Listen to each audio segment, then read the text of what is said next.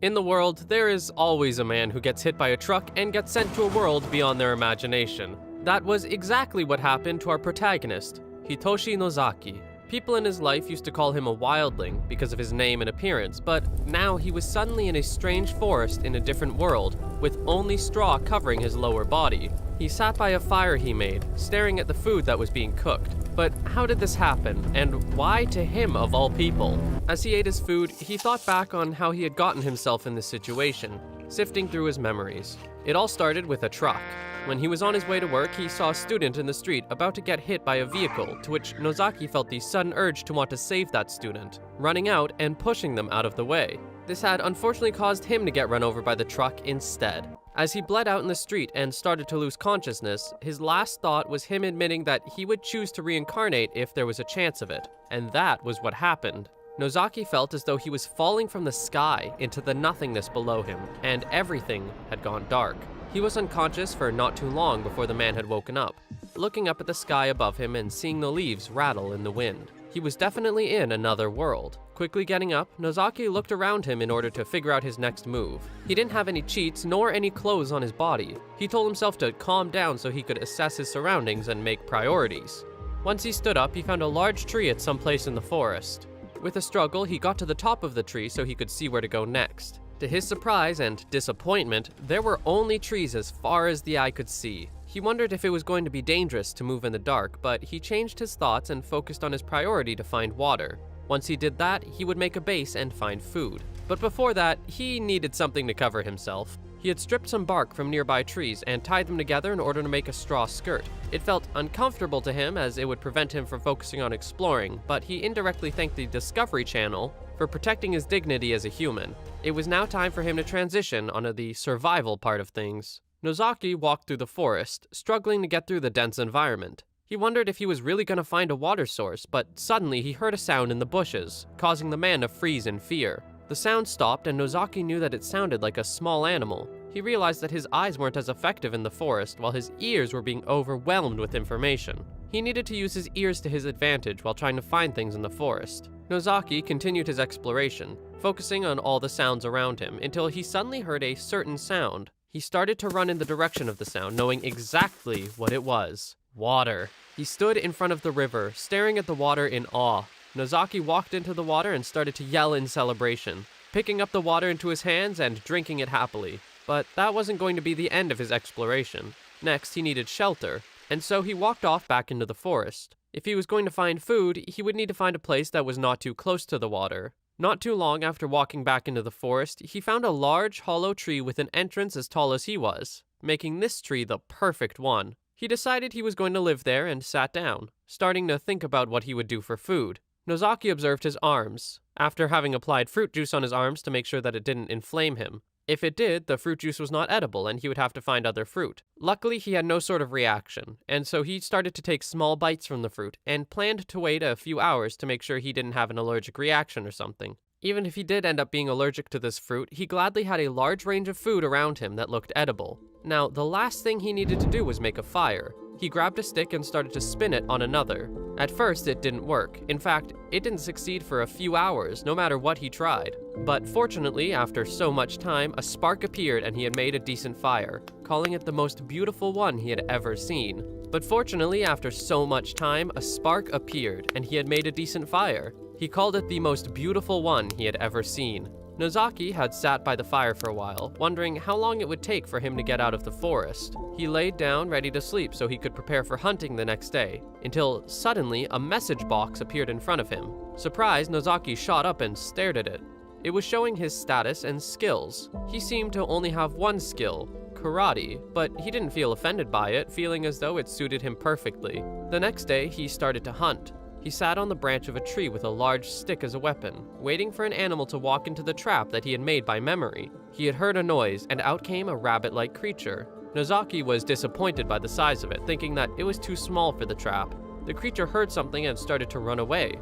As Nozaki realized that something was coming, he looked over and saw goblins start to walk out into the opening. He was both amazed by the fact they were real and a little worried because he wouldn't be able to fight them. Nozaki realized that they were starting to walk toward the trap he set up, thinking that it could be his chance to get some experience. The goblin walked up to the trap and sniffed the air, and Nozaki started to think that the trap might not work if the smell wasn't erased. He was right. The goblins easily saw through the trap and pulled off the straw on top of the hole, shocking Nozaki. This left him no choice but to jump off the tree and swing at the goblins. He easily knocked out one of the 3 goblins with his stick, it exploding from impact. Nozaki looked at the other goblins with determination in his eyes. He charged at the other one as it continued to look surprised at its fallen comrade. Kicking the goblin in the neck, Nozaki sent the goblin flying. He turned over to the last goblin to try and quickly finish it off, only to realize that it was already trying to swing at him with its club. It used a heavy attack from the top, making the goblin have a large opening for a counterattack.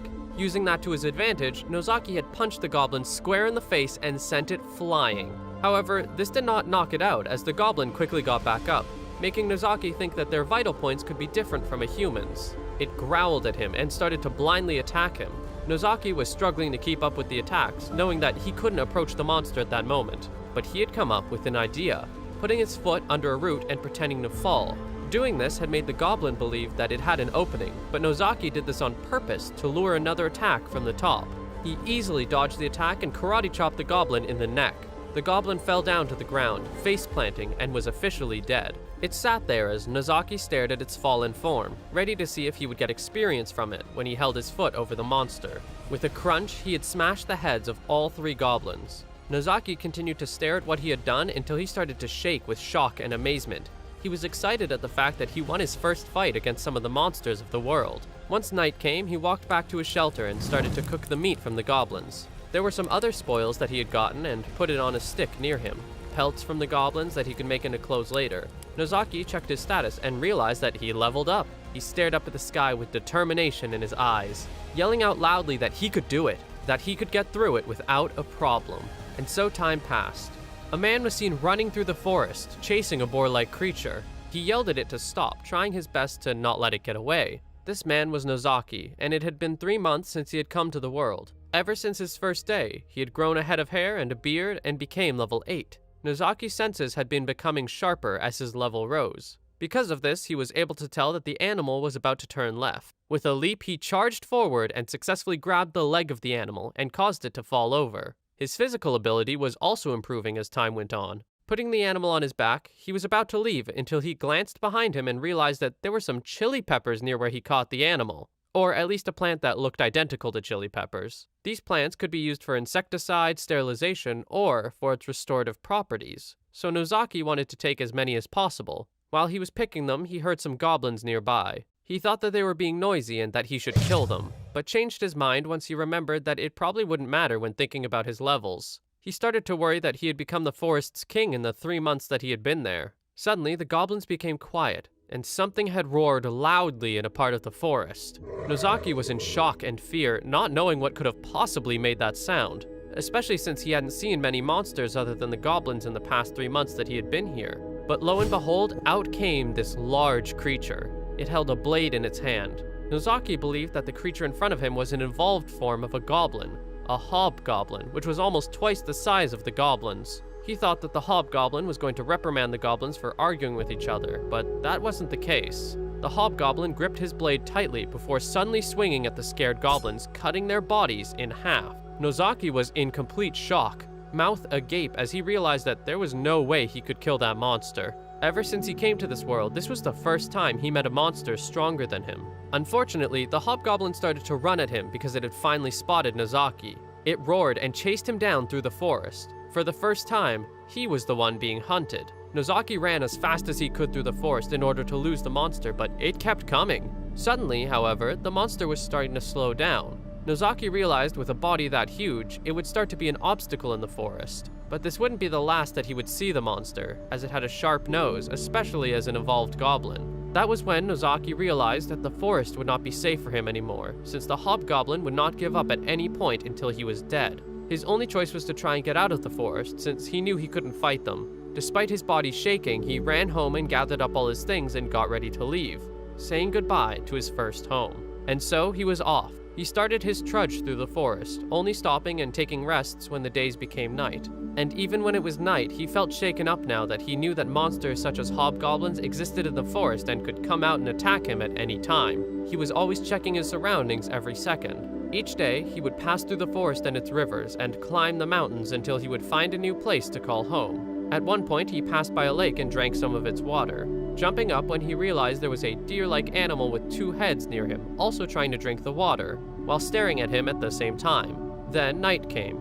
He sat under a tree root, sat with his head in between his knees while he shook from the cold. He didn't know how many days it had been since he had left his shelter, thinking about wanting to find a city soon as he started to doze off. He just wanted to meet another human. The next day came and he continued his journey. A cheetah-like animal had passed by and Nozaki had hidden himself in the mud in order to not be seen by the animal, as it would have been hostile otherwise. He jumped out of the mud for a breath of fresh air as the mud dripped down his body. He was glad that having a muddy swamp in the forest saved his life at that moment, and so he continued through the forest once he had gotten cleaned up from the mud. He turned the corner and saw that something was on the hill that was close to him, thinking it might be another monster. He hid in the bushes and looked up at it, his eyes widening when he realized what it truly was. It was another human.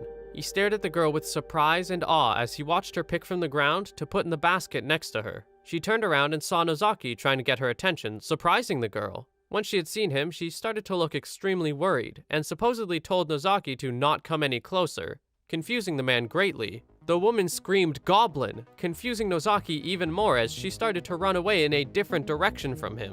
Why was she scared of him? He was frustrated that this was his first experience with another human, thinking that he caused it, until he heard a roar and a scream from the woman who had run away. He realized who had caused that familiar roar and started to run in the direction of it.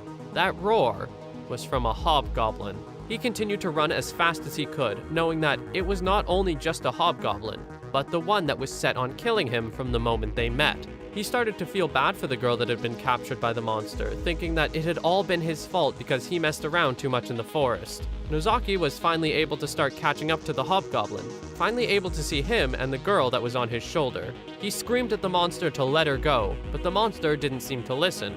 Nozaki shouted one last time to get its hands off the girl, finally catching its attention as it turned around in surprise.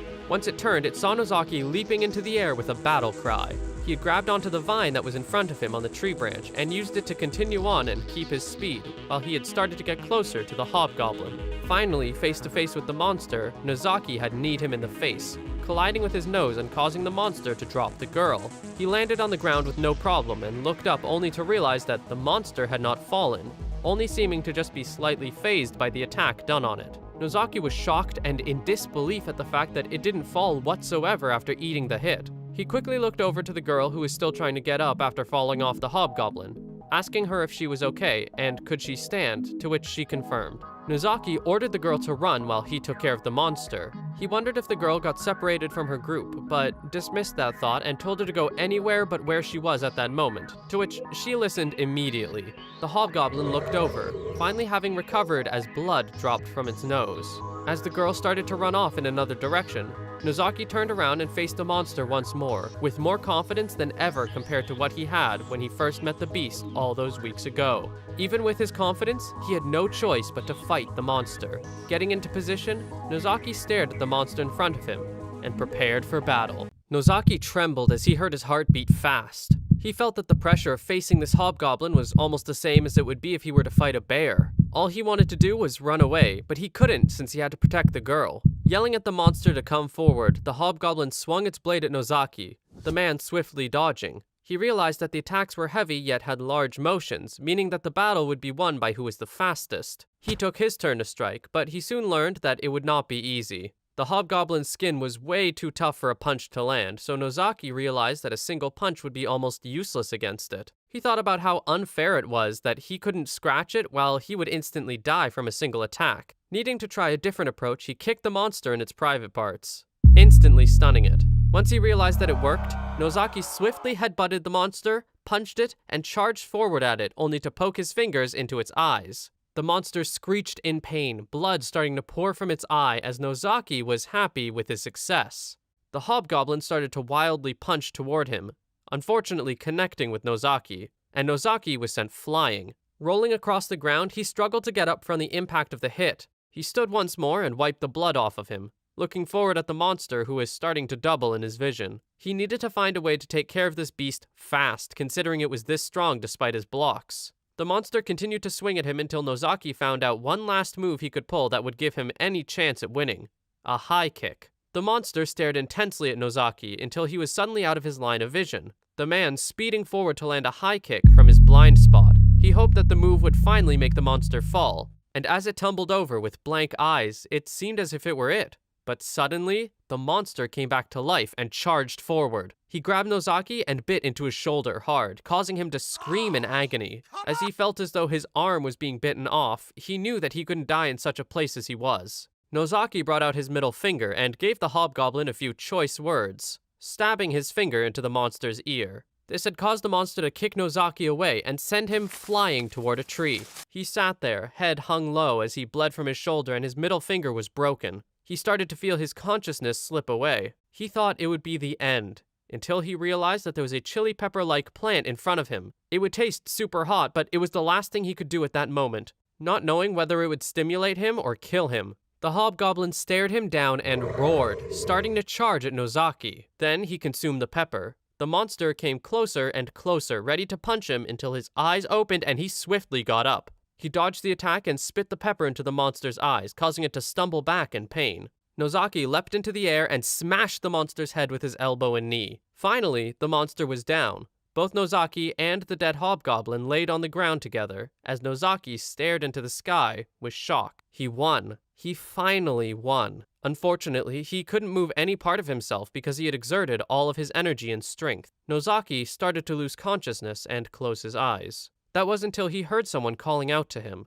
It was the girl's voice. She was calling out to check on him to see if he was okay, still seeming to call him a goblin. He wondered who she was calling a goblin before he quickly went unconscious once more, as the girl had realized that he was bleeding, and so he was taken to the village that she was from. He opened his eyes to realize he was in an unfamiliar location. He laid in the bed before quickly getting up and wondering where he was. The pain in his shoulder suddenly shot through his body as the memories of fighting the hobgoblin came back to him, and he wondered if the girl had helped him. Nozaki knew that the house was a human house, meaning that it was likely that the girl had brought him there. A few months after coming to another world, he finally made it to a human town. He started to look at the bed that he was on, wondering if that bed was used by the girl's entire family. Suddenly, the girl had barged in through the door, glad he was finally awake. He started to wave his arms wildly, blushing and saying that he wasn't smelling anything in the house, until the girl said that he needed to leave immediately. Nozaki was confused until the girl explained that the villagers were coming for him and wanted to attack him.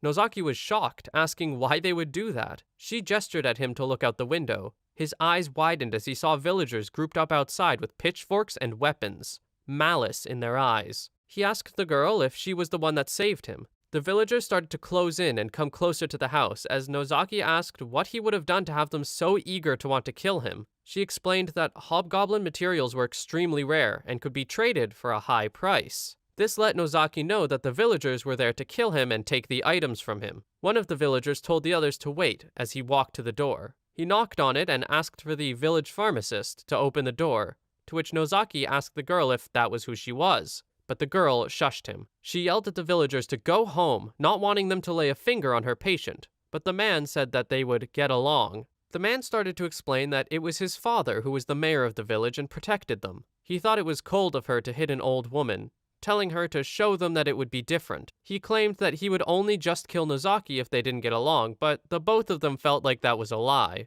The girl said that it wasn't proven yet that he was the one who killed the goblin, and for villagers not to enter through the back door. Focusing back on Nozaki, she gave the man an ointment to be used at least 3 times a day. He was about to tell her something until she told him to not worry about her, telling him that patients should keep quiet and listen to the pharmacist. Suddenly, Nozaki heard that the villagers were planning to just kill them both, until it was interrupted by someone, who said that killing a pharmacist would be a problem. One of the men was planning to get permission from his father in order to kidnap the girl and drug her later, shocking Nozaki. They continued to discuss this, saying that they didn't want her to break too soon. Nozaki held his fist tightly and wondered if the girl was really not hearing what the villagers were saying outside. She didn't want him to escape back to the forest, but it might have to happen since she felt unable to protect him, telling him to be careful and thanked him for saving her. She suddenly started to run toward the front door before Nozaki could do anything. He tried to run after her to stop her before he fell to the floor in pain. The girl ran outside and stood in front of the door in order to try and protect Nozaki. He cursed, knowing that he couldn't do anything more for her, and did as he was told. He ran away. He left the house through the back door and ran to the forest once more, struggling with each step. He felt as though he was losing more of his physical strength each second. He suddenly heard someone calling out to him, the villagers having noticed that he woke up and was already trying to run away. He looked back at the men and realized that they had taken the girl. One of the men called her difficult and slapped her, saying that she deceived them. This action angered Nozaki greatly, as the man who acted like the leader ordered the rest of the villagers to find Nozaki and kill him. Once the man had lifted his face, Nozaki engraved its appearance in his mind, making sure that he would remember it so he could plan his revenge in the future. He would make them pay for hurting that girl. And so Nozaki ran back off to the good old reliable forest. He sat under the glowing moon, sitting by a fire he had made while he cooked his food, putting the ball of food in his mouth. He thought about that man and how the other villagers were harming that girl like it wasn't a problem. He stared up at the sky, asking whoever it was out there for him to go home. He really wanted to be out of the world that he was in. Dismissing his thoughts, he went to sleep and waited for the next day. He was starting to fix up a new base for himself, seeing how it was growing since the last base had some errors in his eyes. Starting to do some exploration in the forest, he was trying to find some more food for him to eat. He found some plants in the ground, seeing how the vegetation of the new world was very similar to his old world. The fruit he had found had yam-like plants under it. It would have been very difficult to hunt for food if his wounds were to open up, so it was good that he found food that would keep him going for a while. He planned to store it while he waited for the night to come. After night came, he checked his status once more.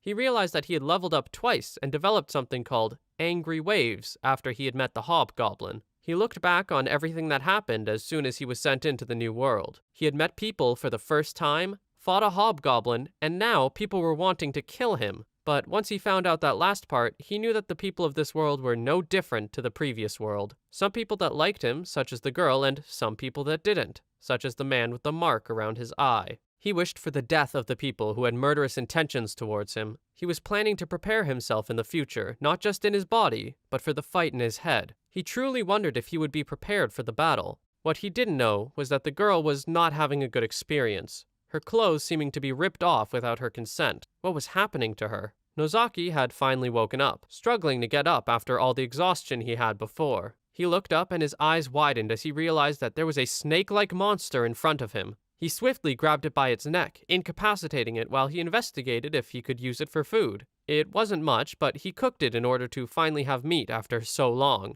He had remembered the remarks from that man. He learned that the girl came to the village with the pharmacist and his team, and once he had died, she inherited his role. This had meant that she had no family or support, as well as being isolated from the rest of the village. He dismissed his thoughts, as he needed to concentrate on his recovery.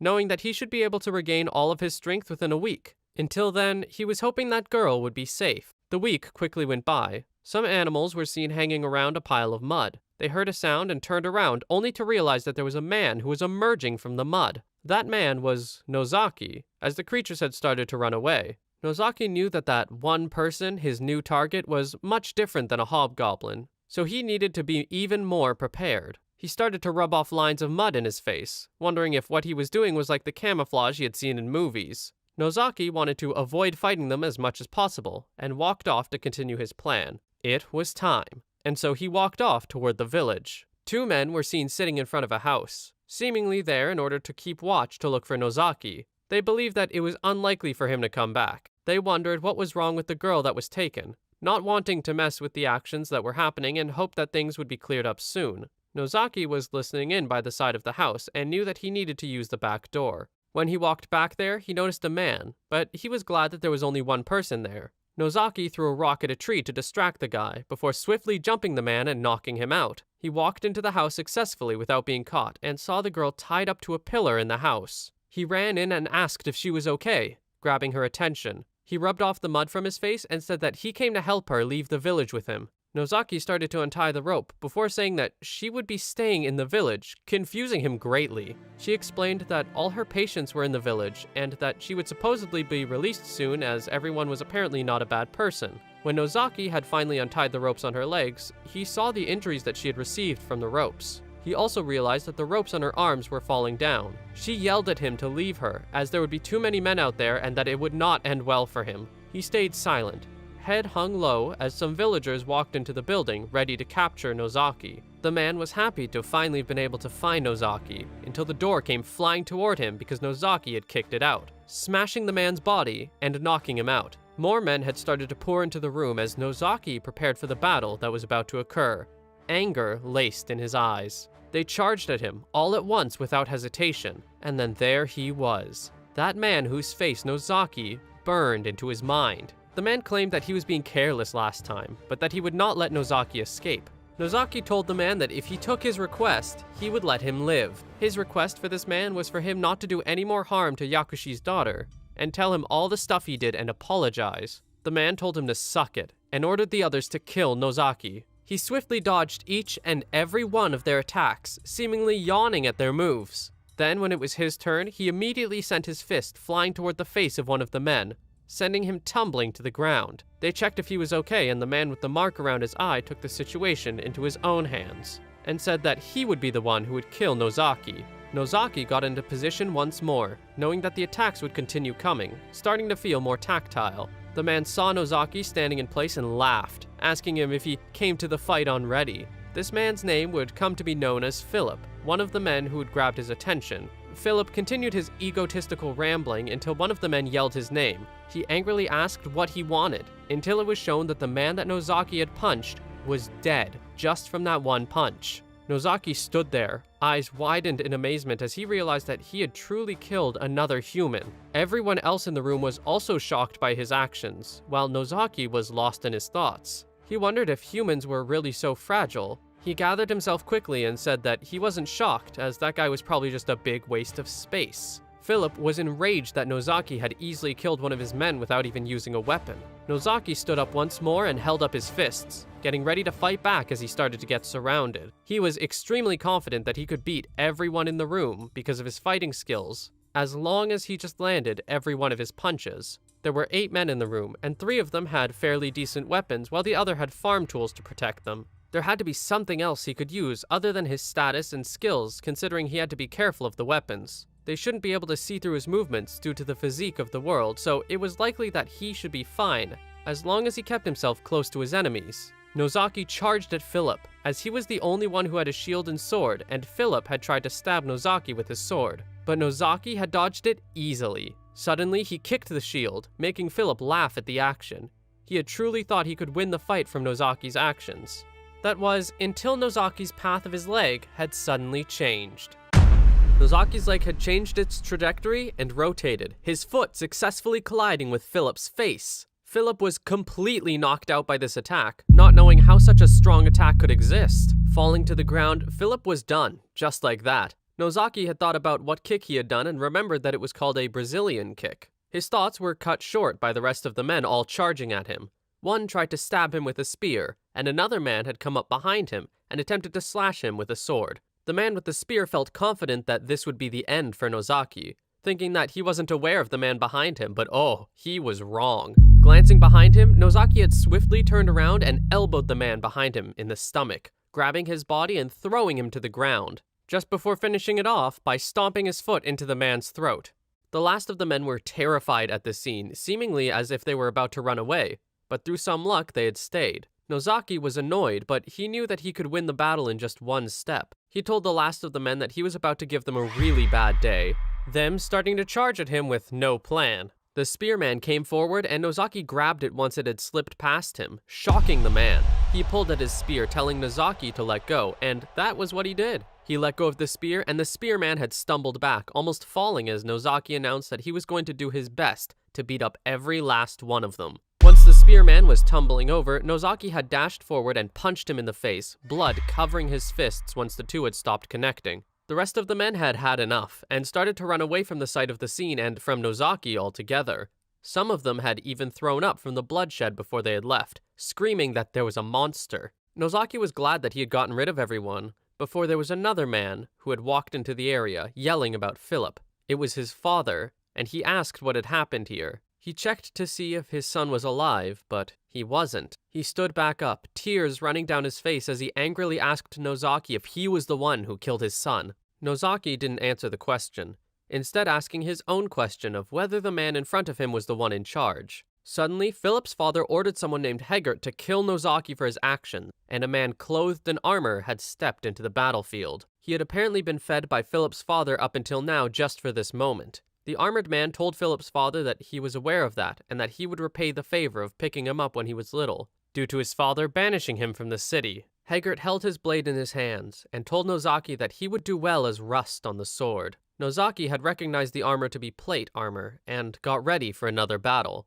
Nozaki wondered what he was supposed to do, as the energy from this new enemy was too much of a difference from the men he had previously fought. On top of that, there were no gaps in his stance. Nozaki knew that this man was a strong person and started to sweat with worry. He wanted to bring the battle into one of attrition. He glanced over to see that Philip's father was walking over to the men who were still there and ordering them to bring back those who had ran away, and even to give women and children a weapon, as he wanted Nozaki dead at all costs. Nozaki needed to focus on calming down his breathing, as it was starting to be all over the place. He started to take deep breaths and finally started to calm down. He needed to figure out a plan, because if he rushed into battle, his enemy would surely make use of it. So he started to analyze his opponent, not wanting to overlook any details, no matter how small. He noticed the way that Haggard had shifted his center of balance was weird, seemingly trying to cover his left leg. It reminded Nozaki of the time he was injured in the knee, having to struggle through physical rehabilitation as the knee played a vital role in attacking and defending.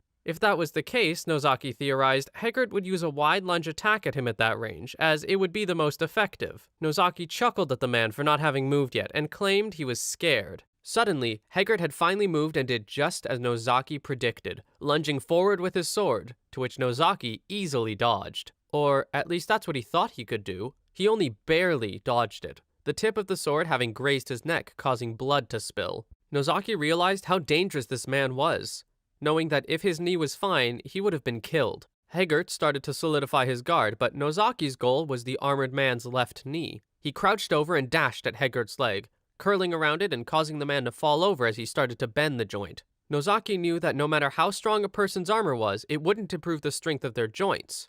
Once it had snapped, Nozaki sped over to curl around Haggard's neck, squeezing the head of the armor with his arms. With one swift motion, Haggard was down. His arm had fallen to the ground once Nozaki knew that the battle was over, standing up slowly. He let go of the man's body and set him down on the ground. Nozaki was amazed that the day had come where he would snap a person's neck. But finally, the battle was over. But really, it wasn't quite over yet. He looked over at Philip's father and walked over to him. He started to step back in fear, tripping over a rock and falling to the ground. The man had started to beg for his life, but Nozaki has said that it was him who had wished for the slaughter to happen. Suddenly, the man claimed that he would curse Nozaki and drag him along to hell, to which Nozaki apologized by saying he was an atheist, and cursed himself for not having his son and his men to have them set out their plans sooner. Nozaki said that he didn't want to talk anymore and walked towards the man as he started to scream. And that was the end of that man. Nozaki stood proudly after finishing the battle, speaking to himself that it was them who had started it by stealing the hobgoblin materials from him and harming the girl.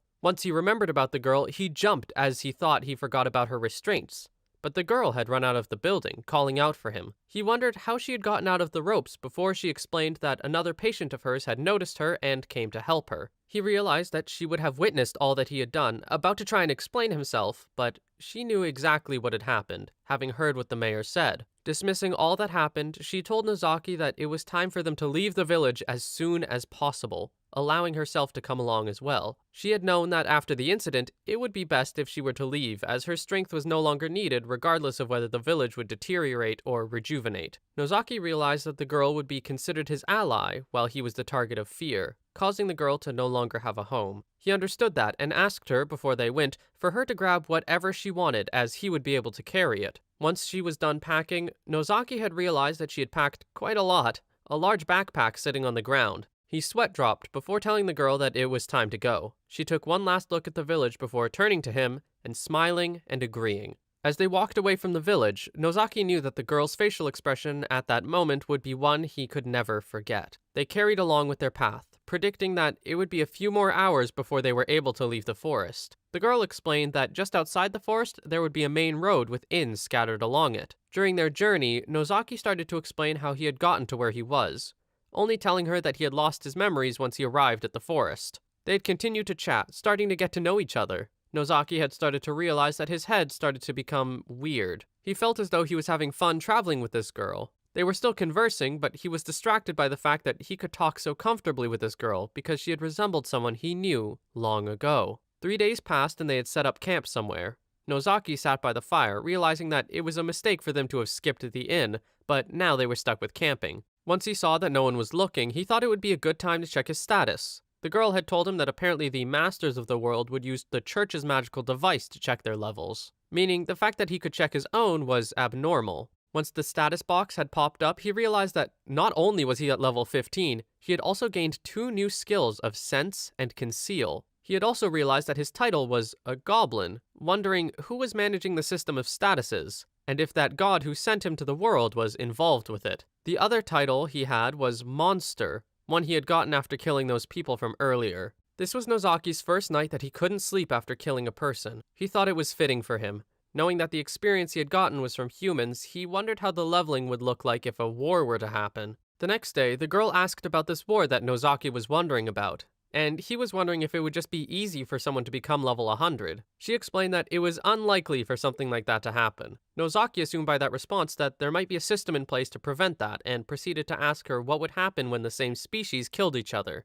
The girl walked forward before realizing that Nozaki had stopped in place, head hung low. She asked him if there was something wrong. His fists trembled as he played back the girl's words. When the same species killed each other, the experience was almost nothing, but when he killed people, his levels went up considerably. He wondered what exactly he was as the title of monster flashed through his mind. The girl asked him if he needed medicine as the man continued to stare into the sky in a serious expression. Finally, the two of them found a place for them to stay. Nozaki sat in bed, still thinking about what the girl had told him. He knew that he was different than human since he had somehow gained experience from killing other humans. He definitely could not let this fact be found out, as he would immediately be disposed of as a potential threat. Suddenly, someone had walked into the room, alerting his attention. It was the girl who had just gotten out of the bath, her asking him what he was doing in there. She told him to leave, as she thought she had already told him to go to the cafeteria before her, throwing a towel in his face. He tried to excuse himself by saying that he was thinking of something, and so the two of them went to eat. They both were celebrating a toast for the safe journey they had. They had started to eat their food and were enjoying it greatly. Nozaki was glad that the journey was going to be over the next day. Because it was ending, he knew that he would stop growing fond of the girl. If he stayed with her, he would surely bring her misfortune and fall in love with her. After the feast, they had continued their trek and finally arrived at their destination. The girl pointed and called for Nozaki's attention, telling him that she could see the city being named Rockcliff. They stared with surprise and amazement that they had finally made it. They walked over to the line that was leading into the city, Nozaki covering himself with a hood, just in case anything bad would come of it if he didn't. The closer they had gotten to the city, the more impressive it looked to them. The guard asked for the next group of people to inspect, and the two of them knew it was their turn. The girl walked up to the guard and tried to take something out of her bag, not knowing if it would work as an entrance pass. Nozaki was starting to worry, wondering if he would be put on a wanted list after the incident at the village. The girl had finally pulled out a letter from her elder sister apprentice. The guards realized that she was an acquaintance of someone named Claren. They quickly let the two of them in and waved them goodbye as they entered the city. Nozaki was beyond shocked that they had entered that easily, wondering who Claren was. The girl had explained that Claren was the adopted daughter of the feudal lord, Earl Megan. Nozaki was shocked by this information and let the girl lead the way. They walked through the city and Nozaki was looking around wildly at the unfamiliar yet astonishing surroundings. He expected it since it was a city that flourished from its trade, but was still amazed by how lively it was. He was glad there were many various human races around, so he wouldn't stand out too much in crowds. Suddenly, the girl had called for Nozaki to hurry up somewhere, making him realize he had been dawdling. They had finally arrived at this old house, where a woman was seen walking an old person outside, waving goodbye to the old man and telling him not to get sick anymore. The woman turned around and saw the girl waving at her, surprised at her presence. The girl, Belle, ran up to the woman with excitement in her eyes. This woman was the person that Belle had mentioned, Claren. The two women had hugged each other, greeting each other after having not seen each other for so long. Claren looked up and had a more serious expression before asking the two what had happened to them after Nozaki had greeted the woman himself. After Nozaki had explained what had happened, Claren understood the situation and thanked Nozaki for doing well in bringing Belle to her. Claren walked up to the house and started to bring Belle into the house as she wanted her to get some rest. Belle stopped, saying that Nozaki still needed to come with, and still calling him a goblin.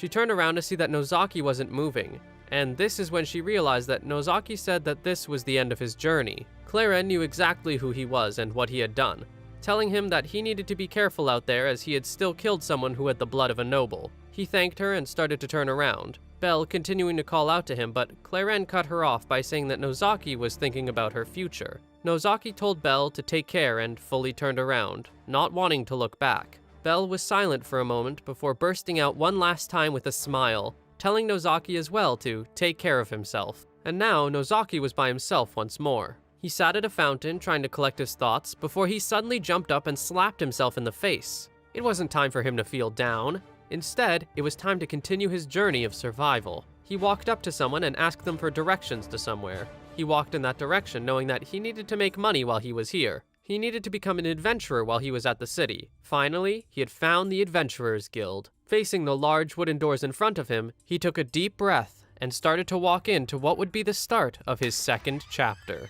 He started to think about what to expect within the guild and what kind of new life he would be leading. Nozaki started to think back on all the RPG games he had played, thinking that he could be meeting face to face with a hostess of a tavern or a receptionist who would give blessings, imagining the image in his head. However, that was not the case, as he was met with an old man. The man asked him if he was there to register, to which Nozaki nodded and the man pointed at a paper for him to sign. Nozaki struggled, but the old man told him that anything that resembled a word would do, as many people at the guild also couldn't write, as the priority was how well a person could do a job. The old man had suggested for Nozaki to not listen to the small talk of the other guild members. Nozaki realizing that people had made guilds within the bar as is. All the customers were adventurers, all of them seemingly to have been observing Nozaki the moment he walked in. A group at a table were discussing how Nozaki seemed like a dangerous guy. One of the men asked if another at the table, Kaimon, agreed, to which he did. Another person at the table said he didn't like the situation, rising from the table and grabbing his weapon as he didn't like Nozaki staring at them. The man with the ponytail told the man with the weapon to leave Nozaki alone, but it didn't seem to stop him as the man prepared to walk toward him. When would Nozaki catch a break? The large man with the weapon had walked up to Nozaki, angrily asking him what he was staring at. Nozaki started to tremble, but stood his ground as the man towered over him. The large man called him annoying, while the old man at the counter told the two men that if they were going to fight, they should do it outside. Nozaki knew that he was being too direct when he was staring at the group of people, knowing that making an uproar on the first day would be bad. This man was strong, but he had no choice and got ready for another battle. Except this one would be one of ass-kissing instead of using fists. Nozaki rubbed the back of his neck and apologized, saying that he thought the man was so amazing that he just felt the need to stare. The large man was silent before starting to believe Nozaki's words. Nozaki had put up both an accent and a personality to make his lie believable. The other people at the table watched, one of the men with a smile on his face. After Nozaki had finished his rambling, he waited to see if it would work, as not a single person had seemingly dodged that onslaught before. The man gripped his weapon, saying that Nozaki talked too much, causing Nozaki to believe what he did may not have an effect on seasoned adventurers. But luckily, he would find that it worked perfectly, and was super effective on the man, as Nozaki looked up at the bashful man. Nozaki internally laughed at how easy it was to lie to this man. He continued it some more by saying that he would buy a drink for the man, and after 2 hours, only the people at the table and Nozaki were in that bar now. The drunken man laughed with a few women that he had met while everyone is chatting with each other. The man with the ponytail looked over and greeted Nozaki, introducing himself as Al. Nozaki smiled back, but he knew that this man named Al was a sharp man, so he had to be cautious.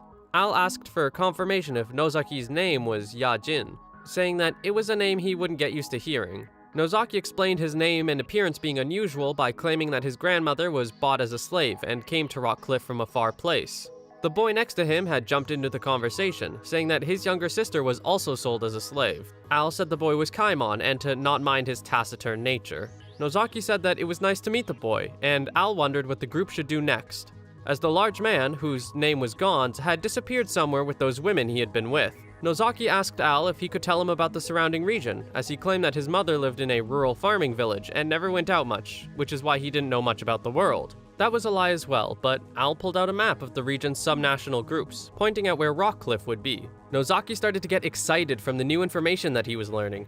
In the north was the Forest Sanctuary, led by a self-proclaimed subnational group. In the west was Aslart Kingdom, in the east was the Kryzar Kingdom, and in the south was Mariano Kingdom. Nozaki noticed that the closest border was to the west, and so he needed to remember that. He pointed somewhere else on the map and asked about it, to which Al said that it was an extremely enormous nation called the Megad Empire, and was a nice place to live if one was an ordinary citizen. The night went by and the two men had continued to chat with each other, laughing with one another while Kaimon seemed to be asleep. Nozaki decided that it was time to go, and walked up the stairs of the bar and bade goodbye to the others.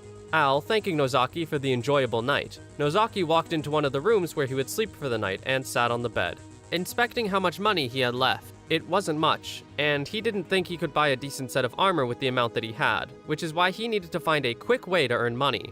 The bag of money was left over from Bell. He originally refused it at first, as he was planning to sell what he had hunted and collected on the road, and if something happened, he would just camp outside. Belle wasn't satisfied with this, saying that he would at least have the money to live. She had also said that she was letting him borrow it, and for him to return with twice the amount. Nozaki hid his face between his knees while he sadly thought back on the memories of that girl, the moment almost being tainted by the sounds of Gons and those women in the other room. The next day came, and Nozaki was ready. He splashed water in his face from a nearby well and went back inside the inn with a plan. He was going to get himself to be in the party of that one group he had talked with last night. It seemed doable to him since he made a great first impression the previous day. He walked up to the group and said that he wanted to be added to their party, claiming that he wanted to become an adventurer like Gons. Gons took the words the wrong way and thought that Nozaki had intended to leech off of him in their party, confusing Nozaki greatly. Al quickly jumped in and told Gons to calm down, as Nozaki, who went by Yajin, had come from a rural area. Al asked Nozaki if he knew what base value was, to which the man said he didn't. A person's stats were represented by their strength, endurance, intelligence, willpower, and dexterity. Within those, the most important for an adventurer were strength and endurance. While a base value was the amount a person started with, stats were decided by base value and level, and if his base values were lower than the desired amount in a job, he wouldn't be the best. Nozaki asked how the base values were decided, to which Al explained that strength and endurance were decided by one's body physique at birth. Al asked Nozaki if he had noticed that everyone in the inn except for Kaimon were all taller than him. Gons jumped into the conversation and said that because their group couldn't break through a supposed level ceiling, they were still at level 6 despite being the strongest party in Rockcliff. They explained that unless he had a special talent like Kaimon, he would never have a place in their party. Nozaki still didn't want to give up and asked what a special talent was. Al explained that it was the skills a person had, and that, for example, they were looking for someone who was specialized as a scout with the sense presence skill, as it was difficult to acquire. Nozaki was silent for a moment, making the others think that he was spacing out, but that was until Nozaki had finally spoke with hope in his eyes, saying that he had the skills of the scout tree. The party was shocked by this information and talked within the group. They had finally said that Nozaki couldn't just have them believe his words blindly, and Gons cut in by saying that Nozaki would have to show off his skills and practice. And so Nozaki was off, every one of the people in the group showing off their skills while Nozaki was waiting for his turn. It was a spectacle that he wanted to cover his eyes from. Kaimon had used his judgment skills to pick out good armor, then Gons used his natural threatening demeanor to scare the shopkeeper and have Al haggle the shopkeeper while smiling as if they weren't doing anything wrong. The shopkeeper gave the group the armor begrudgingly, and Nozaki had finally gotten an extremely good piece of armor that was bought at a terribly affordable price. Nozaki stopped in place for a moment and apologized to the group, saying that he was grateful that they had let him take the test to join the party, and went out of their way to help him get equipment. He was confident that he would pass the test, so the group wouldn't have done what they did for him for nothing. Gon smacked Nozaki's back and told him to not worry about it, as if he failed, he would just retrieve the armor from his dead body and sell it back for money. The group walked away from him after casually telling Nozaki that, making Nozaki remember what kind of world he was in. The test was tomorrow, and Gons told him to sleep well that night. The next day, the group was set off for a mission, one that would put Nozaki to the test and prove that he would be useful to the group. Everyone was geared up and ready to go. In the end, Nozaki couldn't get to sleep. They made their long trek through the lands. Al was inspecting a paper with a job description that they were about to set upon. It was a request for a subjugation of a wolf-type monster called a gray wolf. The person who requested the job seemed to want them to exterminate this monster as it was attacking the livestock. It would be close to a day trip for them, but the commission fee was not bad in Al's eyes. Nozaki realized that it was because the walking speed in this world was different compared to his previous world, and the most important stat in this moment would be endurance. But he wondered why this one specific request was left over on the board. People received rewards for completing requests put up on the notice board, but due to Gon sleeping in, it was the last one left when they arrived. Al explained that the Grey Wolves had a habit of hunting in multiples of 5, such as packs of 5 or 10. If one's true strength wasn't enough for the job, the tables could easily be turned, which is why people chose to avoid it. After some more walking, they had finally arrived at the village. Once they had walked in, they already saw the horrible scene that was in front of them. A sheep had laid on the ground, completely mangled from what the wolves had done to it. The citizens of the village said that this wasn't the first time it had happened to their livestock, and how the day was supposedly the third time. Nozaki felt pity for the citizens as they were constantly being worn down by the situation. A little girl who was named Maya walked up to the old man, her grandfather, who had been explaining the situation, and said that she wanted to make a proper grave for the sheep. It seemed that the little girl had a close relationship with the slaughtered sheep, and she continued to cry from its death. If this situation were to continue, the village would be destroyed, and the old man begged the adventurers to help them in any way. Al responded and said that they would need to hear the details before they could lend them their strength. The old man led Al somewhere, and Al told the others to wait here while he went off to learn about the situation. Gons had no words to say about it because he put his full trust in Al's negotiations, and if there was anything unwelcome, they would refuse the job and leave. Nozaki and Gons would be there while they waited, being on the lookout in order to see any strange movements. Gons knew that Nozaki was wondering why they would be on guard when the people around looked like nice people, but before he could explain more, Al had finished talking to the old man and walked up to them. Gons asked how it went, and Al said that they would be going ahead with the job, the monsters being located in the east of the forest. They set off for the forest, and Al continued to explain to Nozaki that he should remember that requesters can lie in order to make it seem easier to take on, or better in terms of money. And in that moment, the only people to blame would be themselves. Nozaki was responsible for his own life, as he realized how tough the world really was. They finally arrived at the forest and got ready for the battle that could be occurring. Gon said that they would wait outside the forest, while Nozaki would go in and find out where the den of the Grey Wolves was, and then return to relay that information. Al told Nozaki to constantly use his conceal skill, because if he was found out, it would be over, as he would be found first before he found them. Before Nozaki walked off, Kaimon called for his attention and told him to show them what he got, making Al chuckle from the words of appreciation, as Nozaki would also be relieving Kaimon of the duty if he succeeded. And so Nozaki walked into the forest. It had been a while since he had walked in a wooded area ever since he had lived there for the first 3 months of his coming here. He felt out of place for an unknown reason, despite how familiar he used to be with the forest. Nozaki remembered that the Grey Wolves would be a larger version of those in his previous world, meaning that they must have a keen sense of smell. He jumped out of his thoughts, shaking his head as he said the forest wasn't his home. His priority was to erase his scent, he thought, as he looked around for some plants to rub on himself. He found some mint plants growing en masse near him and started to scrub the leaves all over his body, successfully erasing his scent. Knowing that the plants existed nearby, he was going to have Gons and the others do the same once he came back. He started to focus as he stood in place, as he knew that he needed to strengthen his senses and use his sense skill at full power, completely tuning everything out around him and trying to find any sort of clue that could lead him to the den of the Grey Wolves. He could vaguely sense the presence of animals in the vicinity, but finding a specific monster with the skill alone would be unlikely. He remembered the info that Al gave him about the wolves, how they moved in multiples, and he used that to his advantage. He started to look around and noticed a large-sized animal's footprint in the dirt. It wasn't just footprints from one animal, but multiple. He used his sense skill again and shot up at the fact that he had noticed 5 presences nearby. Following a path toward those 5 presences, he had finally arrived near the wolf den, seeing the rabid beasts up close. He went back and let the others know, leading them to the same place that he had found, and the others were proud of Nozaki's skills. They asked Al what their next plan would be, and Al asked Nozaki if he was sure that the wolves were the only enemies, to which Nozaki confirmed. Al grinned and told Nozaki that it was time for them to go wild and show Nozaki the true strength of their party, because they couldn't have a newcomer looking down on them. He told Nozaki to watch from afar and see them fight the wolves themselves. They walked into the cave with stealth. The group had made a plan with Nozaki before they went in for him to give them a signal when the wolves would have noticed them, meaning to start the battle. Nozaki watched closely and immediately noticed one of the wolves start to make a move.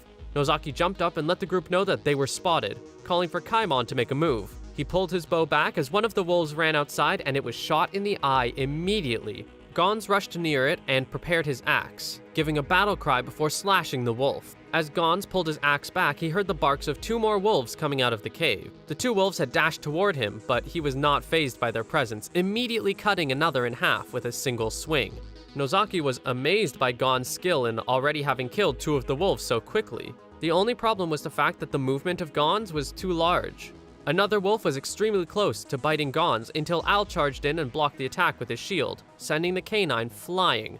Nozaki realized the strategy that was being played. Gonz would do these large movements while Al would make up for those movements and cover his back, protecting him. They were surrounded by 3 more wolves, but they would be no problem to them as Kaimon and Al would precisely dampen the enemy's mobility. The last wolf had staggered, arrows poking out of its limbs as Gonz towered over it and made the final blow. He brought the axe down and the wolf had been decapitated, meaning that the group had won. Nozaki stared in awe at the power of this group as he knew this was truly the Rockcliff's strongest party. The corpses of the savage beasts had lined the ground as the party had stood proudly after winning the battle. Nozaki's sweat dropped as he felt the fearsome power of the group after having taken out the 5 wolves in just a flash. He continued to stare in awe until Gonz walked up to him and asked him what he was staring around for, telling him that his job wasn't finished yet and to do his work properly as a newcomer. Everyone had their fair share of holding one of the wolves in order to bring them back. They moved the gray wolf corpses over to the river so they could dismantle them and get their materials. Nozaki having helped Kaimon during the dismantling in order to learn. By the time they had returned to the village, the sky had gone dark, and while the villagers celebrated the success of the party, they recommended for them to change their plans and stay for the night for maximum safety. Nozaki wondered if the others took into account of him being experienced and tired, but he dismissed his thoughts, quickly getting back to chatting with the other villagers. One of the villagers asked if Nozaki was the one who found the den all by himself, but Nozaki said that he didn't do much. The little girl from earlier, Maya, had quickly walked up to Nozaki and thanked him with a smile, calling him uncle as well. Her grandfather reprimanded her for calling him that, while Nozaki just chuckled. With this, Nozaki was finally able to safely get over his debut battle as an adventurer, and the opportunity had now bought him the ability to be able to have many more journeys ahead of him. The next day, Nozaki was excited for a portion of the reward after him and his team had finished their quest. They gave him a bag of money and he loudly thanked them, wondering if it was truly okay for them to give him the amount that they did. The group believed that it was likely enough to cause Nozaki to live in comfort for a whole week before he would have to find another job, and Gonz reassured the boy about how much he deserved the amount due to his contribution to the task against the Grey Wolves. Al and the others bid their goodbyes to Nozaki and left him to do whatever he wanted for the rest of the day. Once the 3 had quickly disappeared into the city to do their own respective things, Nozaki had stood there in thought, wondering what he should do next. He remembered how the others fought during the mission, knowing that it was part of the job of an adventurer to put their lives at stake, but felt as though the heavy mental pressure was not normal, even if he was watching the fight from the sidelines. Nozaki had planned for his next move to think about the future and take some mental solace like Al and the others did, but his thoughts were cut off by his stomach growling. That was going to be his first priority instead. Going back to the restaurant, Nozaki had gotten an entire chicken surrounded by vegetables all to himself. The woman apologized for the wait before the boy promptly began his meal, thanking her and taking a bite, only to realize how tasty it was compared to all the other food he had eaten so far in this world. The waitress asked how it was, telling him how expensive the ingredients were, as Nozaki had suddenly declared that he was going to spend all of his money on food, claiming that an adventurer's body was their capital. She laughed at his words, now knowing that he was one of the few who didn't just seek alcohol and women for comfort. However, she warned Nozaki that it would be a difficult path as stocking up on meat and vegetables was dangerous due to the monsters that hunted them, or the tax that gathering vegetables had on people. She suggested that Nozaki will have to properly earn money if he wanted to continue eating good food, and that was exactly what he did. Nozaki continued taking guild jobs with the help of Al and the others, and in one of them, he used himself as bait to lure an ostrich-like creature to an area where it would be surrounded. Once it was in reach, Al gave Kaimon the signal and the boy had let go of the arrow he had already drawn in advance and hit the monster in the eye, stunning it. Nozaki ran past Gonz, which gave him the space to swing his axe and decapitate the bird. The group praised Nozaki, who still went under the name Yajin, for doing a great job as bait. He had been completing several quests with them and had also attained smooth coordination with them after a while. After they went back and got their celebratory meal after finishing the quest, Nozaki was ecstatic to eat the food. Al told him to calm down as the food was not a noble's meal and asked if he was spending all of his money on food. Nozaki explained to them that health came first for an adventurer while everyone else at the table thought at how strange the man was. They had finished their food and Nozaki and Gonz were playfully arguing with each other about the count of something. Nozaki believed the number to be 15, but Gonz could only count to 10 since he only had 10 fingers. Nozaki laughed and said that Gonz could just count to 20 if he used his toes. But the boy regretted his words once he saw the dark look on Gonz's face. However, it was a false alarm, as the large man had lifted his foot in observation before giving Nozaki a thumbs up for the advice. The day had ended and Nozaki had walked through the hall, feeling stuffed from all the food, until he looked out the window and noticed the view from it. He had thought that he had gotten used to living in Rockcliffe, until a day came where they had gotten another request about gray wolves. Al said it was the exact same request as the previous time, the subjugation of 5 gray wolves. But they were worried that it would somehow be different this time, even if it felt easier last time. The group arrived at the village and was greeted by an old man who explained the situation from the beginning. Nozaki was not alarmed whatsoever, since it was all seemingly going exactly how it did last time. When they had walked to the forest and waited for Nozaki to come out, he walked toward them and told them that he had found the den, but also that they would need to lure the wolves out in order to have a better chance of fighting them due to the grass in front of the den. Al was hesitant about the idea and thought that it would be too dangerous, but Nozaki insisted and said that it was his job as a scout to be a decoy and wanted the group to put their trust in him. After some time to think about it, Al decided to agree with the plan, telling Nozaki that he could not die under any circumstance. Nozaki found a small animal and cut it, using its blood as bait to lure the wolves out of their den. A growl was heard, and one of the wolves jumped out from the darkness and charged towards Nozaki as he smiled, knowing that the chase was about to begin. All 5 canines were on Nozaki's tail as he ran toward the direction of the opening that he found earlier. Al and the others were waiting outside the forest with their weapons ready. A bird flew down onto the rock next to Kaimon and flew away in confusion, as Al was starting to think that Nozaki was late until the man had burst out from the trees and yelled at everyone to prepare for attack. The 3 men smiled before getting ready as the wolves started pouring out from the forest. They had no trouble at all encountering the wolves' attacks as they swept through all 5 of them quickly. However, it was not going to be like that for long.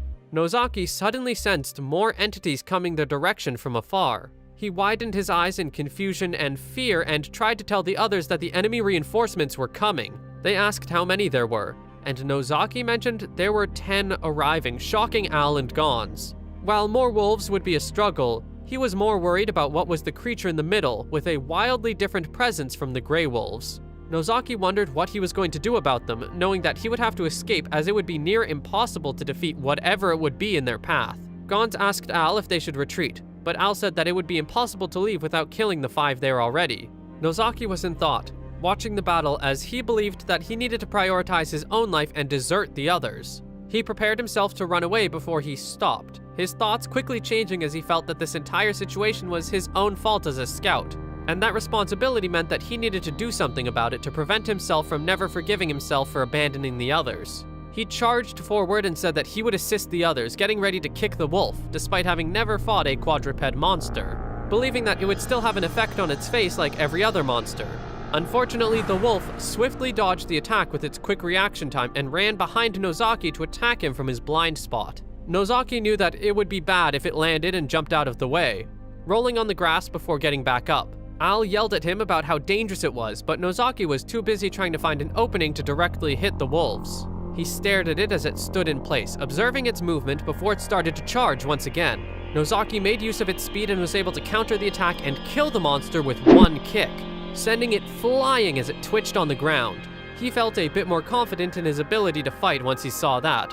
While the wolves were fast, they lacked durability. Nozaki turned around knowing that there were 2 more left, until he realized that it was too late. Al and Gons were able to kill the last 2 of the 5 wolves, and Al asked Nozaki if he was finished with the wolf he was fighting, feeling about ready to retreat, until Nozaki looked behind them and saw that there were 10 more wolves standing opposed to them. They stood in silence and stared at the group of men until Al noticed one of the wolves in the center of the pack. He started to explain how it was rare for that one wolf in the middle to be mixed into a pack of gray wolves. It was the superior version, a black wolf. It huffed before it lifted its head and started to howl loudly. Nozaki pulled out the dagger that he kept on him at the back of his body, getting ready for the battle that was about to occur. All of the gray wolves started to rush all at once toward the group of men. Gon scoffed and held up his axe, yelling at the others that there was no way out of this and that they would need to put up all the effort that they could. Nozaki held his fists up, a knife in one hand as he sat in silence, watching in observation. He noticed that the black wolf was not charging with the group, instead seeming to plan to watch from afar. Each of the 4 men seemed to have their own set of wolves to have to fight. 2 wolves walked up to Nozaki and snarled before dashing forward at him. He stepped out of the way, but they kept coming at him without a break. Another dashed right after the last one, which meant that Nozaki couldn't avoid this one's attack. Its teeth cut a slash through Nozaki's leg and ran past him, only for the man to realize a third wolf was coming his way to give another slash. The 3 wolves started to circle around Nozaki at a distance as he realized that the wolves were only distancing themselves after an attack because they wanted to toy with him. Nozaki noticed that the movement of these wolves was different from the other gray wolves he had seen, and he wondered if it was because of the black wolf that watched in silence. Even if Nozaki stayed on the defense, his blood loss would be a detriment later in the battle. He was disappointed that dying from these wolves was a real possibility after having been through so much pain and being transported to that world. He decided that he needed to survive. He needed to kill these wolves.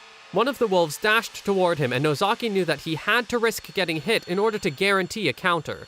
Charging forward at the wolf, he had slashed its neck with his knife and successfully killed it, even if he had gotten a scratch on his face. Another of the monsters ran up to chomp down on Nozaki's leg, causing him to stop and struggle, grimacing in pain. He brought up the knife and stabbed the wolf that was biting him in its head. During this, the final of the 3 wolves jumped towards Nozaki's face, and he had to smack its head with his hand, causing its teeth and claws to scrape his hand and forehead, and his knife to fall out of his hand. Blood started to drip down his face, blinding him in one eye, but he still held his ground. Nozaki knew that he could make do without a knife, but his wound situation would be a problem. He thought about it for a second, trying to find an attack to kill it in one go, until he remembered something he had hidden in his clothes in case he got into a situation such as this one: a silver coin and spices. Ripping the coin out of his shirt, he threw it at the wolf's face and stunned it, which gave him an opening to punch the wolf square in the face. It collapsed, and Nozaki felt accomplished, until a shudder waved over him as he remembered the black wolf. He turned around, but it was too late, as the black wolf had already jumped onto him and caused him to slam onto the ground. Al noticed the situation Nozaki was in and was worried as the large wolf dripped saliva onto his face. The black wolf had Nozaki pinned on the ground as its face started to close in on Nozaki's. Its claws started to dig into his chest, penetrating the metal plate in his armor, as Nozaki realized that his strength was near its limit. Soon, he would be done for. Nozaki remembered something he could do and took his arms off the monster for a second. The black wolf tried to bite down on him until he swerved its head out of the way and pulled out the spices and shoved it into the monster's face, successfully stunning the beast. It pulled its head up, giving Nozaki an opportunity to grab the monster and climb around it, locking its head in his arms and trying to choke it to death. The wolf started to stand on its hind legs as it continued to try and get Nozaki off of its back, but it was unsuccessful. It thrashed and thrashed, jumping around in hopes that the man would let go. But Nozaki knew that he couldn't let go as his entire life depended on hanging on. After a long while of struggling and violently moving, the black wolf's body started to shake. Tears and saliva started to drip down its face as Nozaki continued to hold on, not letting go even the slightest until he knew for sure. The eyes on the monster started to roll inwards and the large beast had come to a close, its body falling onto the grass. Nozaki continued to hold on even after the monster had fallen, just to make sure that it was entirely dead. After some more waiting, the man had started to let go and look at what he had done. The black wolf was finally dead, and Nozaki laid there on the grass, staring at the sky with accomplishment and happiness. The battle was over. However, our protagonist was not exactly ready to move anymore, as it seemed that he has used up all of his energy on the battle and couldn't even stand. The others had also successfully killed off the other gray wolves, and Gons walked over to Nozaki, staring at the man with an unreadable expression. Nozaki was prepared to be reprimanded for his actions of being inattentive to his surroundings and letting the ambush happen without warning. But luckily, that wasn't what Gons was worried about. Gons complimented Nozaki's ability in taking down the black wolf all on his own, and Al walked over, bloodied and hair down, complimenting Nozaki for his skills as well. Once the battle was over and Nozaki had built up enough energy to stand again, the group of men had stood over the corpse of the black wolf as Kaimon sliced into it, checking to see if a certain item was in it. Kaimon's eyes widened as he said that he had found what they had hoped was in its body: a magic stone. Nozaki was confused on what it was, until Al explained that it was used as fuel in magical devices or as a catalyst in alchemy. An item such as that was known to form inside the bodies of monsters like the black wolf Nozaki had killed. Magic stones, such as the one found within the black wolf's body, could also be found in dungeons with high mana concentrations.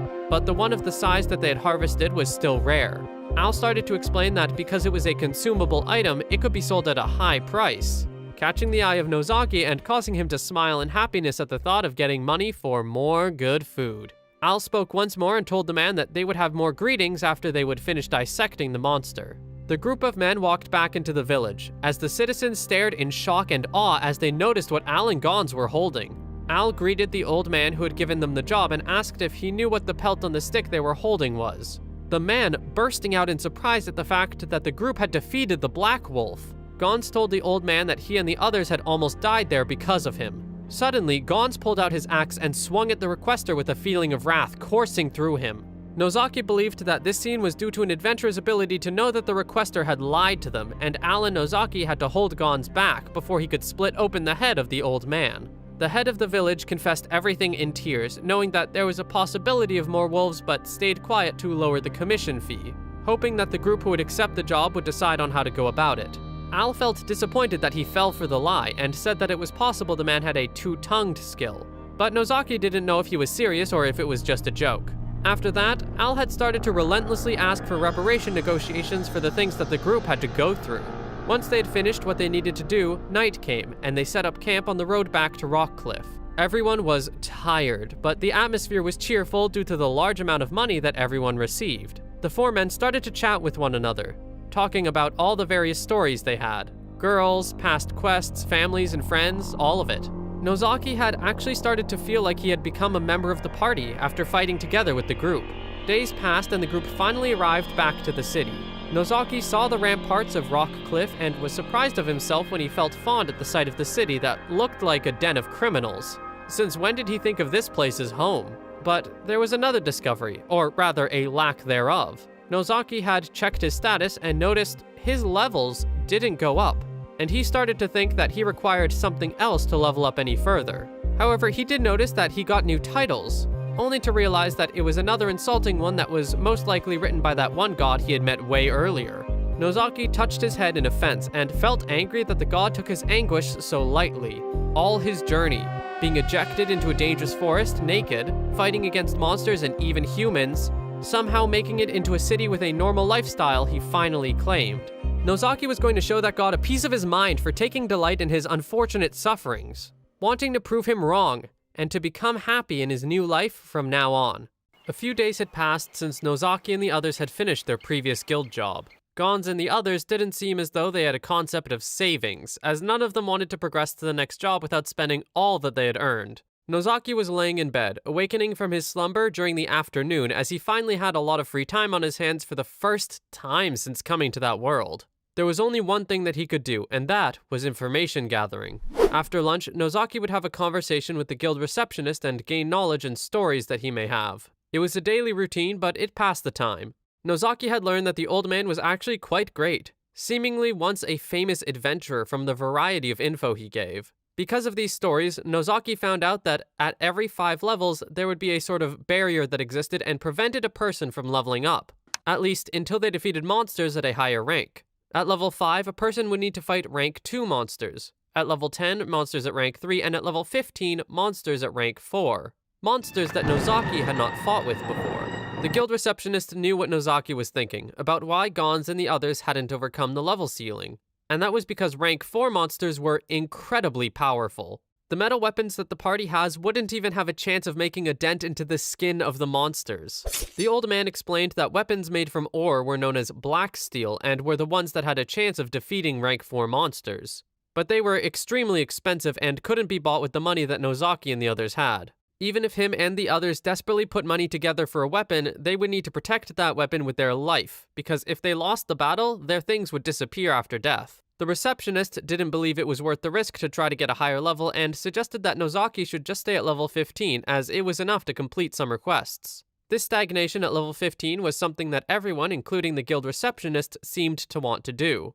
Nozaki ended the day by laying in bed and thinking about the level barrier of the world. He yawned and wondered what he was going to do about his situation and if he wanted to become strong. Nozaki held his fist up before feeling a sense of unease wave over him, confusing him. He got up and started to throw a few punches into the air, realizing that his body felt heavier. Nozaki decided to talk about this with Al, and Al understood what he was going through. Al explained that physical ability is raised during a combat skill, using his sword as an example of something that the effect would also be applied on. This is because when a person has the intention to attack, the moment they grab their weapon causes their skill to activate. When the physical ability returned to normal, it was natural for a person to feel their movements become sluggish, and Al asked Nozaki if it rang any bells. However, Nozaki admitted that his skill wasn't learned that day or the previous day, confusing both men. Nozaki knew that if what Al explained was the case, he would have immediately noticed the fluctuation. He started to believe that he was mistaken in there not being an effect in his karate skill, meaning that he had only just savored it for the first time despite having had it forever. Nozaki's fist tightened as Al asked him what was wrong, but he did not respond as he was still in thought. A sword skill was triggered when a sword was grabbed, so how would a karate skill be triggered? That was when Nozaki realized. It was breathing. His breathing was different than a normal person's because he would use abdominal breathing to be able to fully control it in order to make as little sound as possible. He had been using that technique for many years. In fact, it wasn't just only his breathing. His gaze, way of walking, center of mass, all the karate techniques that he had learned were all ingrained in his body. This had all meant that his skill was constantly activated the entire time, every single day. And when he finally laid down on the bed and let his guard down, his breathing was disordered, and the skill was turned off for the first time. Nozaki had finally figured it all out as Al stared at the man in confusion. Suddenly, Nozaki had gotten Al's attention and asked him to teach him everything he knew about skills.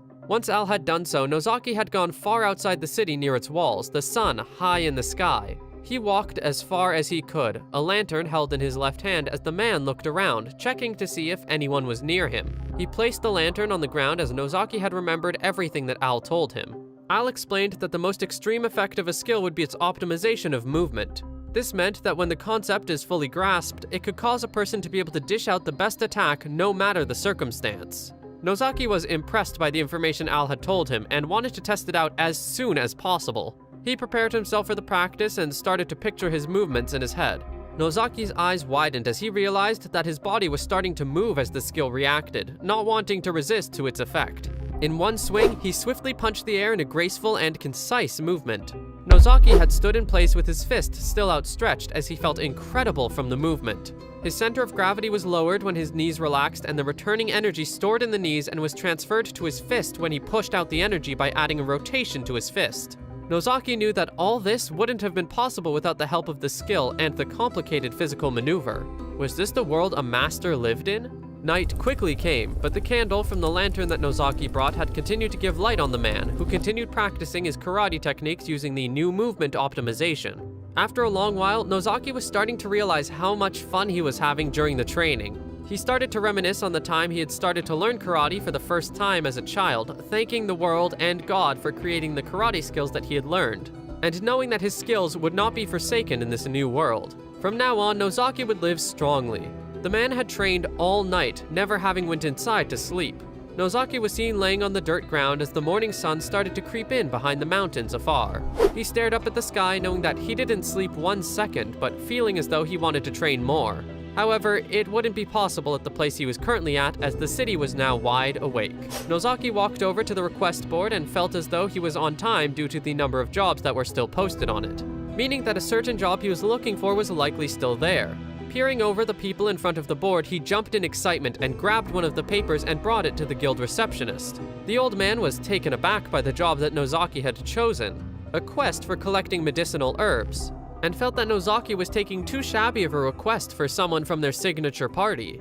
Nozaki gave a smile and explained that it gave a chance for him to get his own portion of medicinal herbs so he can make healing salves himself. The guild receptionist asked Nozaki how he had learned to mix a salve, and Nozaki responded that it was due to learning it from an apothecary who had accompanied him on the trip on his way to the city. The old man laughed and insisted Nozaki to tell him more about how he did it, jokingly asking if he tied them up and threatened them. Nozaki was confused until the guild receptionist had explained that apothecaries normally didn't teach their recipes, unless the person they taught it to was a disciple that had accompanied them for years. After hearing these words, he started to think back to the time he had with the apothecary girl, Belle, wondering why she had passed on her knowledge to him despite not knowing each other for that long. The guild receptionist completed the proceedings of the request and told Nozaki that his quest was ready to begin. Nozaki gathered what he needed and set off for the journey, showing his travel permit before walking through the city gates. He had passed many signs and rivers, making his way slowly but surely to the forests that he was so familiar with when he was first sent to this world. After a long while of walking, he had finally found one of the herbs that was on the list. It was a gnarl herb, which would need to be dug out by the roots and wrapped in a damp cloth. After doing so, Nozaki had felt as though he would be finished in no time from the pace that he'd been going at. Once he had finally retrieved all of the herbs that were on the request, he put the bag on the ground and got up to practice more on his physical skills now that he was in a quiet environment. He was going to revise the optimization so he could still move the same as how he learned it even when the skill was cancelled. After he would do that, Nozaki had planned to learn the range of effectiveness of his current karate skills, and possibly learn other skills that lay dormant within him. He had wanted to test whether he could use certain skills and keep them activated while fighting, which would be a large benefit in the future if he could combine his karate and sense presence skills. Internally sighing in frustration, Nozaki continued his training knowing that there was so much that he wanted to do. He had taken a break as he started to feel the effects from pulling an all-nighter, but knew that he was suddenly having a lot of fun while training. Suddenly, he had sensed a presence near him that was shaped like a deer. He was confused about why he could sense it until his eyes widened when he realized that not only could he sense it, he already knew what it was without seeing it. That was when Nozaki started to notice every single living thing that was currently in a close radius to him. Not with his sight, but with his sense skill. Deer, squirrels, birds, arachnids, lizards, worms, everything. Until now, his skill was only just a blurred presence that he couldn't differentiate or tell any features about. But now, Nozaki could clearly grasp the outline of every creature. This had meant that his sense presence had evolved and his information processing ability went up. Nozaki believed that he could truly become even stronger. He kept coming to the guild for more jobs, and the guild receptionist noticed how hard he had been working every day. Nozaki explained that he wanted to make his other members' portions as well, trying to grab the paper of the next job until the guild receptionist pulled it away from Nozaki. Nozaki was confused until the old man explained that he was being targeted. There were rumors of criminals starting to pour into the city and people stashing away money to give to these groups who would not care about killing for money. And the old man told Nozaki to stay careful of these groups. That was all the guild receptionist said before Nozaki was off for another quest of his, walking through the city of Rockcliff with a hood over his face. He was glancing at everyone around him, trying to dismiss it as he shouldn't see everyone as a criminal. During these thoughts, Nozaki had passed a fellow hooded person who started to stare at Nozaki as he passed by. When he had finally walked out of the city, 3 men were following behind him. This didn't really help the fact that he was trying to stop profiling people. Nozaki was sure that he was being targeted by these 3 men and knew that they were likely professional killers who potentially looked into his recent patterns and activity. He had decided that he was going to let them continue following him and engage them in the forest. Nozaki lured them into the forest and suddenly went out of their sight, confusing them until he had walked up behind them from behind a tree, asking what they needed from him. The hooded man licked his lips and said that they would let Nozaki live if he handed them all of his valuables, and told them the location of any others. But Nozaki knew that that was a lie. He told them that Gons and the others wouldn't forgive anyone who put their hands on one of their party members. And one of the men scoffed until Nozaki yelled for Gons' agreement, causing the 3 men to whip their heads around in shock. However, this was just a diversion, as Nozaki was completely lying and started to run away from the men. The hooded guy took off his cloak and started to chase Nozaki. Nozaki tried to think of his next move, considering that he would be targeted by other criminals if he went back to the city. No matter what, he was going to survive. And so the hunt began. Nozaki continued to run and run as the 3 men continued to chase him. One of the men yelled at Nozaki to stop running, which was honestly stupid of him because who in their right mind would listen to the person who was trying to kill them and stop obediently? Like, oh yes sir, my bad, let me stop. Nozaki started to notice the distance between the men starting to grow larger, which was natural due to their difference in armor and physique. One of the men had gotten their foot caught in the dirt, which meant that there was an opportunity for Nozaki to make a counter against the men.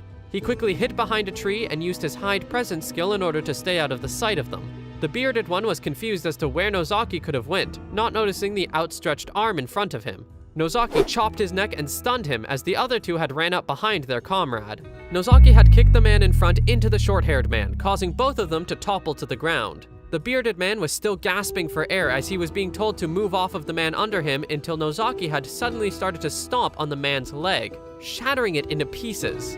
The bald man swung his sword at Nozaki, but he was fully prepared to test his training on the man without an ounce of fear in his body whatsoever. The blade was stopped by Nozaki's hand as he swiftly pushed it out of the way and delivered a blunt blow into the bald man's face, and he had fallen to the ground not too long after. The entire battle was done in such a short amount of time as Nozaki stood over his work, remembering everything that he had done in that moment.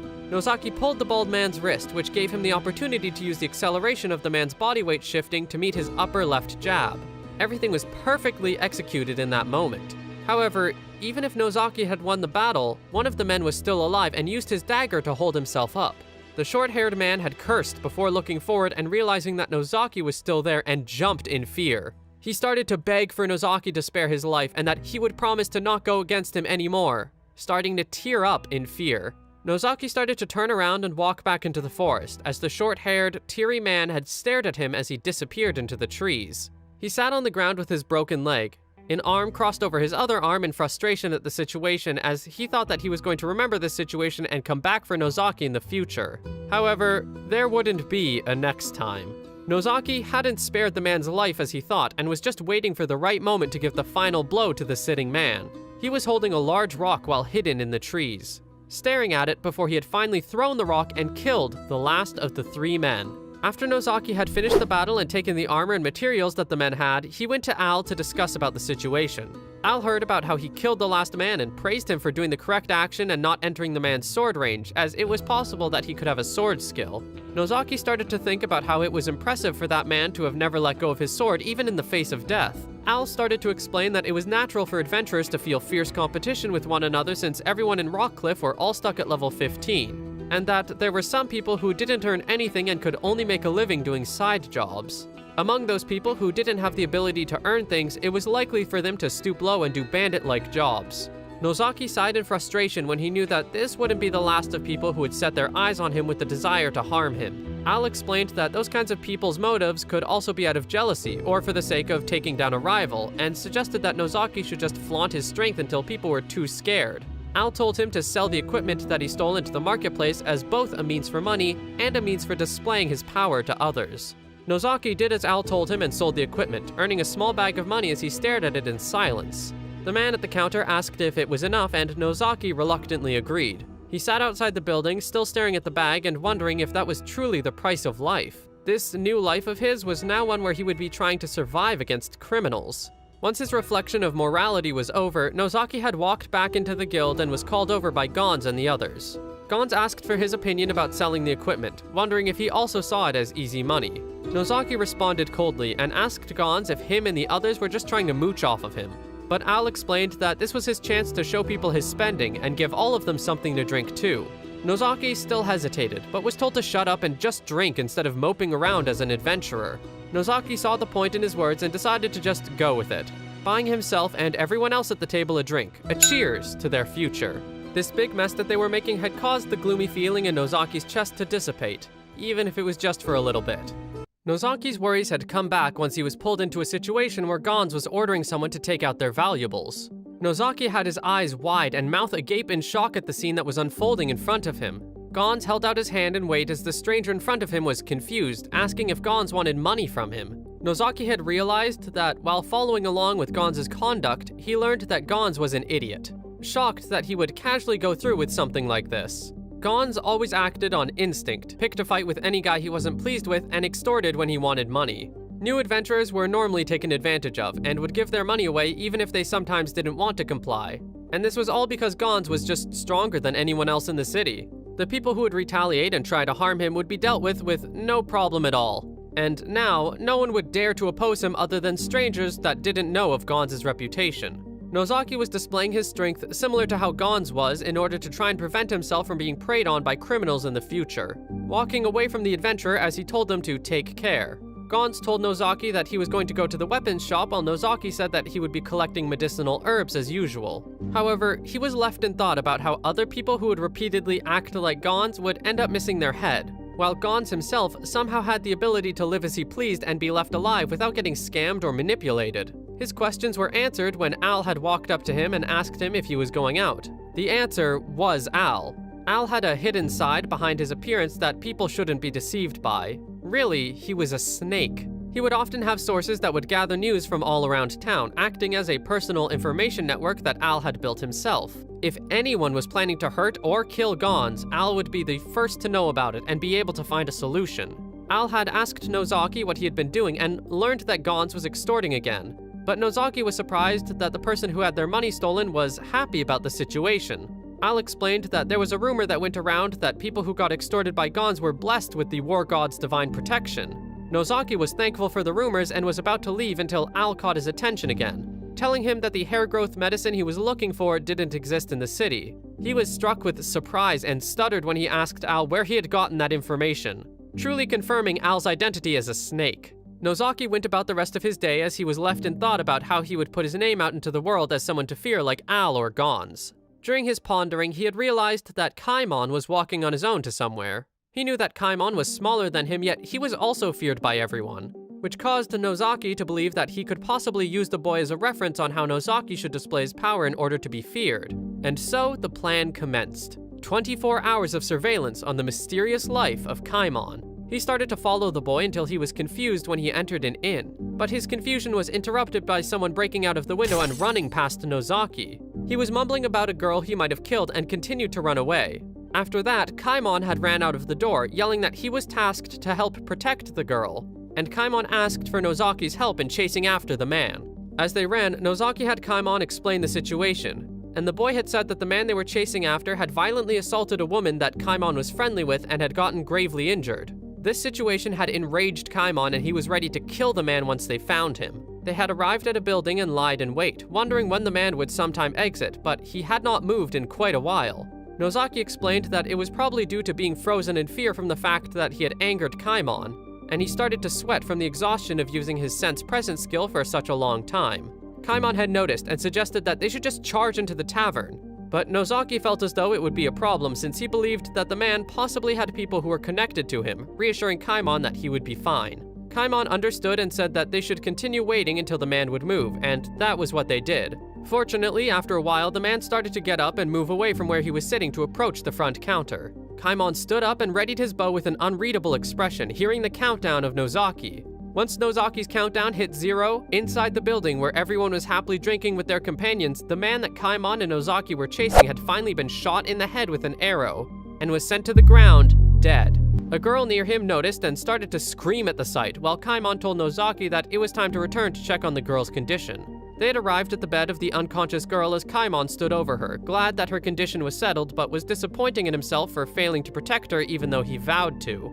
Nozaki reassured Kaimon that she was going to be fine, since he was taught by the best apothecary in the city, and he was about to leave the room until Kaimon started to speak again, saying that the girl was similar to his little sister, and that similarity was why she was so precious to him. Nozaki remembered that Kaimon had mentioned his sister before and that she was sold to the markets long ago. He left the building and realized that he had failed to use Kaimon as reference, although figuring out that Kaimon's way of displaying his power was assassination, wondering if Kaimon might be the one that is feared the most out of the three. It wasn't really something that Nozaki could imitate and felt as though he could only do it in a straightforward manner. He sighed in disappointment once he realized that it would be long before his days of ease would come. As he sat in silence, he realized that there was truly only one way for him to show his power. Al had said it before, that competition was fierce due to the stagnant level ceiling and probably one of the reasons for the city's high crime rate. Nozaki stared into the ceiling as he continued to think about the level ceiling. Nozaki was walking down an alleyway with a hood over his head while someone was slowly walking behind him. The stranger had pulled out a sword from their sheath while Nozaki realized what was about to happen. A few days after Kaimon's assassination incident, Nozaki had been through waves of attacks from criminals, which had made his heart go wild. He sighed at the fact that another one had come to try and take him down before quickly turning around and telling the man to bring it on. The scarred man stood there in silence before preparing himself to fight Nozaki, but Nozaki was completely unfazed by the exchange. They stood opposed from one another, not one of them moving in the slightest as they stared the other down, the scarred man keeping his sword held straight in front of him. That was until Nozaki had started to inch himself closer and closer to the man, causing the criminal to start backing away more and more. After some time, the man was backed into a wall and he started to glare at Nozaki, scoffing, until Nozaki had suddenly charged forward and clashed weapons with the man. Unfortunately, Nozaki's knife had broken apart, and that meant he would need to use karate techniques on the man. However, Nozaki was now in range for unarmed combat, so it was okay, as he planned to drive in a left jab on the man. He then realized how much closer he was in the attack range, and gave a strong headbutt toward the scarred man's chest, stunning him. Nozaki proceeded to give another punch in the same place he headbutted, the criminal trying to counter by elbowing Nozaki's arm. But Nozaki had brought a hand to his chin and flipped the scarred criminal over and bashed his head against the ground, causing blood to spill on the stone floor. After the battle, Nozaki stood over the scarred man's body as he wiped the sweat from his face, impressed at his own ability to close up attack distance since they weren't viewed as important in the world he stood in. He wondered how bad things truly would have been if he didn't already have experience from his life in Japan. After taking the equipment of the criminal, he sold it to the shop that he was shown by Al and the others. The man at the counter asked Nozaki if he was okay since he seemed to be worn out lately. And Nozaki explained that it was due to him having to spend every day of his life being targeted. The man thanked him for selling equipment to him despite it all and bid farewell to Nozaki. He left the building and thought about how he had adapted well in the world, being able to get around the lawless parts of the city as long as he would keep his awareness. The slums were a lawless district, and it was important to pay close attention when walking around in that area. The reason it was populated with so many criminals was because the boss of the organization that had the place under control dealt directly with the feudal lord, and any money that the country could not control was offered up in exchange for exemption from the law. This had meant that it was a paradise for criminals, as they would be free from the country's hands. However, despite its reputation as lawless, it didn't leave an impression of a place left to run wild, potentially due to the boss's regulation. The environment of the slums were not different from any other parts of the city, and there weren't dead bodies just laying around in the streets, or at least to Nozaki's knowledge. Especially since there were suspicious bags that were sprinkled over the slums that seeped red liquids. But besides the sanitation, there was something more that happened around here. The hair of dead bodies were made into wigs for money, or had their bones into powder for fertilizer or a low-grade alchemy ingredient. The meat? Do not eat the meat in the slums under any circumstances is all I'll say. While it may seem that the slums were deserted, Nozaki had always felt as though someone was watching, which meant that it was necessary to always have his sense presence skill on at maximum effectiveness. Visibility was bad due to the disorderly constructed buildings in the slums. Walking through these areas with his skill on and feeling the eyes of all its patrons felt similar to walking in a forest where monsters would secretly gather. He wanted to leave as soon as he could so he could take a breather from using his skill. Smuggling equipment was the main source of funds for the people in the slums, and a person could bring it directly to a pawn shop if they didn't want to get wrapped in the disputes of selling rights. Nozaki tried to calm himself down, saying that he had been doing well so far and felt as though he couldn't sense anyone anymore. He finally let his guard down right as he went through the gate back to the regular parts of the city so he could return to the guild. However, as he passed through the gate and by a weird bump on the ground, said bump started to move. Nozaki didn't take any notice as he passed by, since it had seemed as though it was just any other bag on the ground. But really, it was a cloaked man pretending to be one of the bags. The cloaked man sarcastically thanked Nozaki for all his money, and before Nozaki could react, the criminal had stabbed him in the gut. Nozaki quickly countered the man by punching and kicking at him, sending him to the ground. However, Nozaki was not doing well himself either, grabbing his stomach in pain. He looked down at his stomach in shock that the moment he let his guard down after leaving the slums had caused him to get severely injured by a guy that he theorized was possibly using a hide presence skill. Nozaki grabbed at the wall and struggled to walk, wondering what he was going to do about the situation he was in, as the blood started to seep into his clothes. He cursed as his vision started to blur, wanting to somehow reach the clinic before passing out. However, before he could move anymore, his vision had gotten worse in a short amount of time, catching his attention as he looked at his hands in realization of what was happening to him. He was poisoned. Nozaki was frozen in place before he had fallen to the ground, eyes still open as a hand of his was still holding the clothes on his stomach. He had gone unconscious from the effects of the poison and was left all alone in a random part of the city. Nozaki's body felt like it was sinking as he opened his eyes, wondering where he was. He recalled what had happened to him, how he was stabbed, and that it seemed as though he was sinking into the depths of his consciousness. Nozaki fell farther and farther into a void of nothingness, until he had finally landed on a mud-like substance. Nozaki was shocked and confused, looking at the substance around him as he started to sink into it, until he noticed a hand formed from it sprouting from the liquids. It grabbed Nozaki's body as all of the people that Nozaki had killed had also started to sprout from the mud with blank, glowing eyes. They were all chanting about how he had killed them and called him a murderer, and said that he would be cursed forever because of it. All the clones of the dead started to surround and grab at Nozaki, pulling him deeper and deeper into the liquid before he couldn't even see anymore. And now he was in darkness. Nozaki laid in a fetal position, using his arms to grab around his body as he shook from the coldness of the new area he was in. He wondered if he was going to die like this, thinking this was the sin of a murderer. It was true, he did murder people, and he asked himself if he was just going to live from now on, piling up every one of his sins until he couldn't take it anymore. He was tired from living a life where he gained nothing in the end, and only faced bad people in the world, claiming that he had no attachments. But right as he had those thoughts, a light started to glow in the vast darkness that he sat in. A tiny dot of light shone under his eye, and he opened his closed eyes to realize that it was a memory of when he had first entered the world. he didn't gain nothing. He gained his skills of karate and many others that he had earned along the way of his journey. Another dot of light appeared, showing him a memory of him happily drinking with Al, Gons, and Kaimon. There weren't just bad people in the world. There were people he had started to become friendly with. More and more dots of light started to appear in front of him, but one of them caught his eye. The memory was of Belle, smiling. This had caused him to fully realize his purpose and remember what it was like to want to live. He had jumped up and sprouted from the mud-like substance, gasping for air. The clones of the dead started to grab at him and bring him down once again. But this time, he was not going back down. There was no way he was giving up now.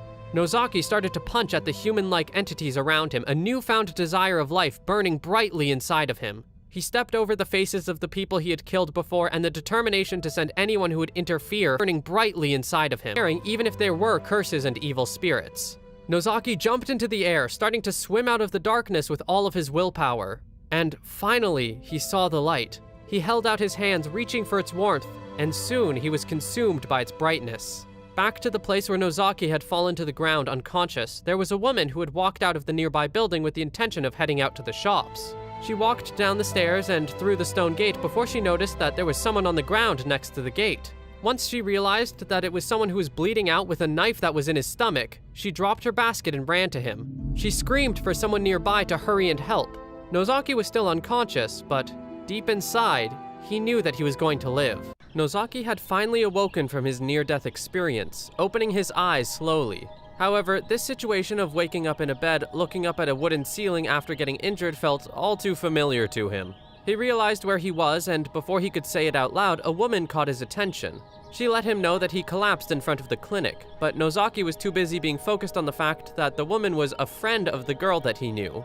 That woman was Claren. She explained that while his stab wound was shallow, the poison coursed through his body, which made his survival a miracle.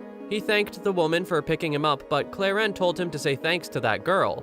Nozaki's eyes widened when he realized who she might be talking about, as the woman explained that it was Belle who found him and took care of him alone for 3 days straight.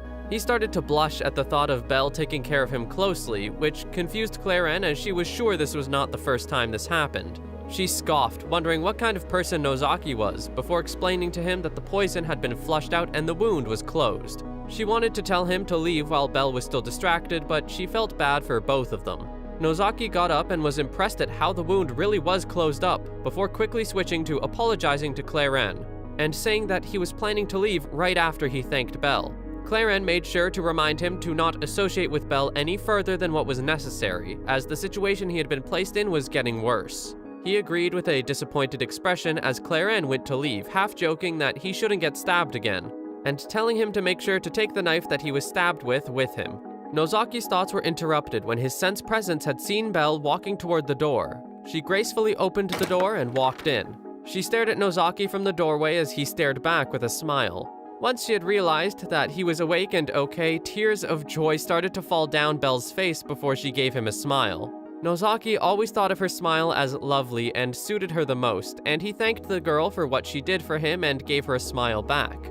Claren was right. To suddenly get stabbed in the middle of the street really did mean that Nozaki's situation was getting even more dangerous. And if Belle were thought to be close to him in any way, she would eventually also be put in harm's way. He believed that he needed to leave as soon as possible in order to protect her smile, and that he did. Nozaki and Belle stood opposed to each other as they stood awkwardly next to the stone gate.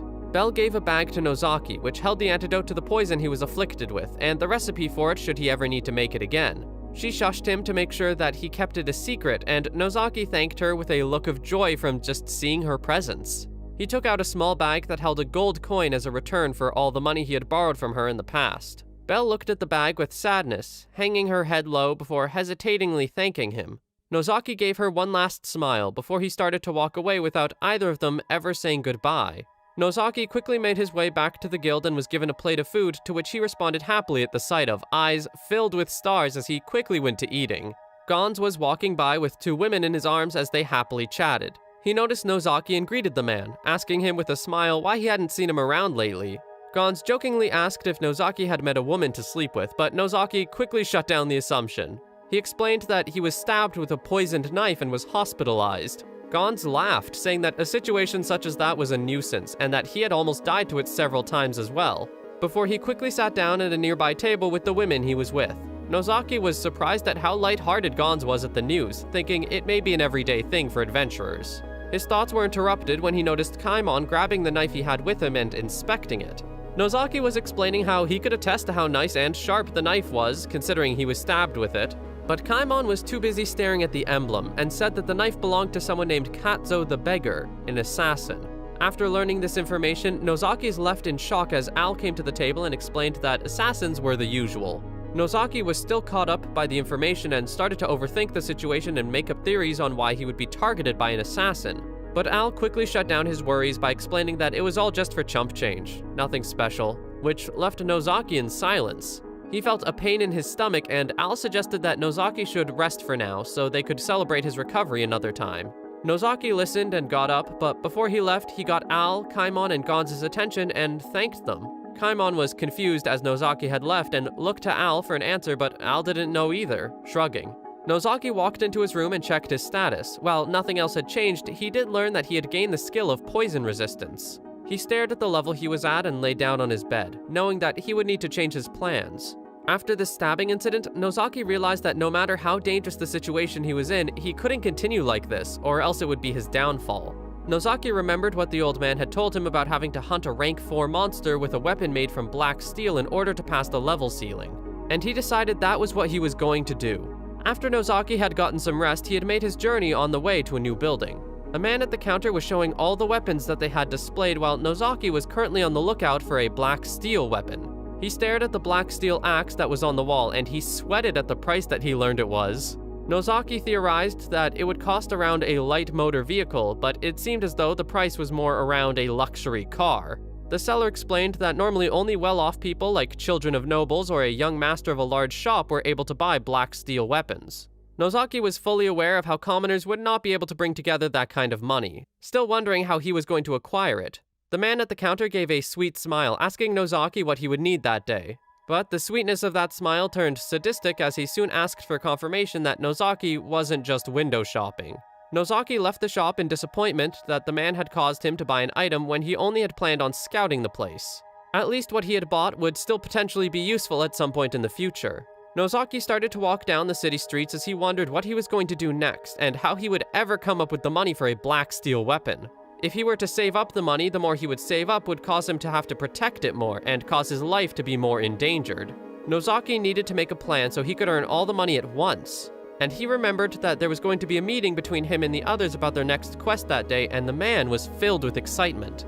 However, excitement soon diminished as the group sat at the table in silence as Al explained that the quest they would choose would focus on regaining their senses rather than earning them a lot of money. These words had disappointed Nozaki, and he looked over at Gonz, who had a similarly negative expression. Gonz opened his eyes as he sensed that someone was staring at him, but Nozaki had already turned his head away.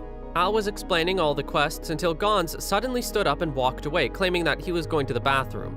Nozaki slammed his hands on the table and asked if Al noticed how Gonz was in a bad mood, but Al wasn't worried at all as he knew that Gonz was upset over the fact that one of the women he had been with had gone to another man once the money had stopped. Al looked over Nozaki's shoulder and noticed something happening between a group of adventurers and a woman holding hands with one of the men. The group was chatting happily with one another about the quest they had just come back from, as Nozaki realized that the scene of a noisy couple chatting happily with one another would not be a great sight for Gonz, since he had just gotten cold-shouldered by a girl that he was crazy about. The group sat down at a table and got ready to drink, loud about their achievements and happiness. Nozaki knew what was about to go down when he realized how inattentive that group was, even for beginners, knowing that those who weren't careful wouldn't survive. Gonz stomped his foot in front of their table and yelled at them to stop their yapping and glared down at the group. The man of the couple got up and glared back, starting to threaten Gonz, but he didn't know that what he was doing was dangerous. Gonz hung his head low in anger and gripped his weapon tightly before the entire situation was interrupted by Nozaki. Nozaki had walked in between the man with a smile on his face. The man angrily asked Nozaki what he wanted before Nozaki had put a hand on his shoulder saying that they should get along, and he sent a hand into the man's gut. He did this to stun the man with pain while making it only look like Nozaki had just pressed his palm gently against the man. Nozaki made the situation look like the man was just wanting to act like a prince in front of his girl but was shaking in his boots after getting shouted at by an honorable man, Gonz. Nozaki continued the lie by throwing a bag of money at Gonz and explaining that it was a desire for forgiveness. Gonz stared at the bag as Nozaki said that Small Fry couldn't stand Gonz's extraordinary presence. All these complimentary words had easily worked on Gonz as he walked away with a shy expression on his face, and Nozaki smiled widely, knowing that his plan had worked. The girl of the couple walked up to her partner and asked what happened to him before she started to glare at Nozaki. He wanted the girl to realize that she and the others were able to live because of him, and Nozaki and Gonz had gone back to their group's table. Al praised Nozaki for his actions, and Gonz told Al that he would leave everything about the quest in his hands, while they would just continue the night with drinks. While they all drank the night away, Nozaki couldn't help but think he had somehow taken a liking to Gonz. He was happy that blood didn't rain that day and thought of those days as happy days. Or, that was how it should have been. Nozaki was now on the run. He hid behind a tree as an arrow was shot in his direction, barely missing him. The archer had yelled at the others about where Nozaki was and told them to quickly surround him. Nozaki started to run even more, knowing full well that 8 adventurers were aiming for his life, and in front of him were dozens of goblins. He was surrounded by enemies of all kinds, humans and monsters. How did it end up like this? A foot connected with the ground as someone was walking around the forest, losing sight of where Nozaki was and asking the others if they knew where Nozaki went. He was currently under the dirt and roots of the tree that the man stood next to, while Nozaki was cursing at how meticulous the adventurers were and wondered what he did to deserve it. Nozaki had developed a regular routine of training in the forest, and he was planning to go there once again ever since he had bought that hidden weapon from the shop from earlier. But now he was suddenly being chased down. Nozaki initially believed that the individuals pursuing him were mere adventurers seeking to target him for a little money like Al mentioned earlier, and momentarily dropped his guard. However, much to his dismay, this hasty judgment would prove to be a grievous mistake. The pursuing men, surpassing his expectations, exhibited a remarkable level of skill. These men had blocked Nozaki's escape routes on 3 sides, which meant that his remaining side was to the west, deeper into the forest. However, that side was a goblin encampment, so Nozaki was starting to run out of options and was in huge trouble. Nozaki started to realize that these men weren't here to kill him for money. They were aiming directly for his life, considering a money cut would not be as much when split amongst 8 people. He wasn't sure about the motives of the men, but their murderous intent was obvious. Because of the fact that the adventurers wanted Nozaki dead, Nozaki would still be in danger later even if he managed to slip away. He finally came up with the plan to settle in the forest as his home ground and bet on his life in order to survive. He dashed out of his hiding spot as the archer yelled at the others to follow in the direction where Nozaki was running. Arrows were being sent Nozaki's way as he finally broke through the trees into the open area of the goblin encampment. All the goblins had slowly started to collectively notice Nozaki's presence as the man had charged through them and gave a battle cry, right before kneeing one of the goblins in the face and killing it immediately. His plan was to rile up the goblins in order to cause a distraction when the adventurers came into the area. The group of men were still on the chase and finally arrived at the goblin encampment, realizing the dozens of goblins that were around holding up their weapons and giving battle cries themselves. One of the men told the others that they should withdraw, but another said that it was no use, since a goblin's nose was too sharp, their only option being to fight. Nozaki's calculated plan unfolded with remarkable success, diverting the attention of the adventurers away from their relentless pursuit of him. Now engaged in a fierce battle against the formidable goblin adversaries, each of the men displayed a tenacity that sliced through the goblin ranks, one by one. One of the men seemed overconfident, talking out loud about his ability to sweep through all the goblins no matter the numbers.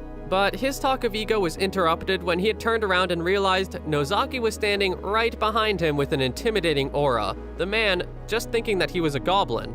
Nozaki swiftly threw a punch to the man's face and exclaimed that he wasn't a goblin as many would first think he was. In a swift and decisive move, Nozaki seized the fallen man's sword and hurled the weapon towards the man with the shield as if it were a spear as the blade pierced through the man's leg. The wounded man let out a visceral cry of agony that tore through the air, and before he could fully comprehend his predicament, a goblin swung its club with a devastating blow to his head. He fell to the ground as the goblin who struck him had wasted no time in continuing to mercilessly pummel his defenseless form. Nozaki kicked away one of the goblins near him with ease as he scoffed at its weakness. He expected a more chaotic battle, but witnessed that it would be one that would be over too soon, even if he had only taken down 2 people. He realized that the ability between goblins and level 15 adventurers was just too big. However, his expectations would soon be met as Nozaki had felt a new presence behind him on the hill above. A thunderous roar erupted, instantly drawing the gaze of all nearby.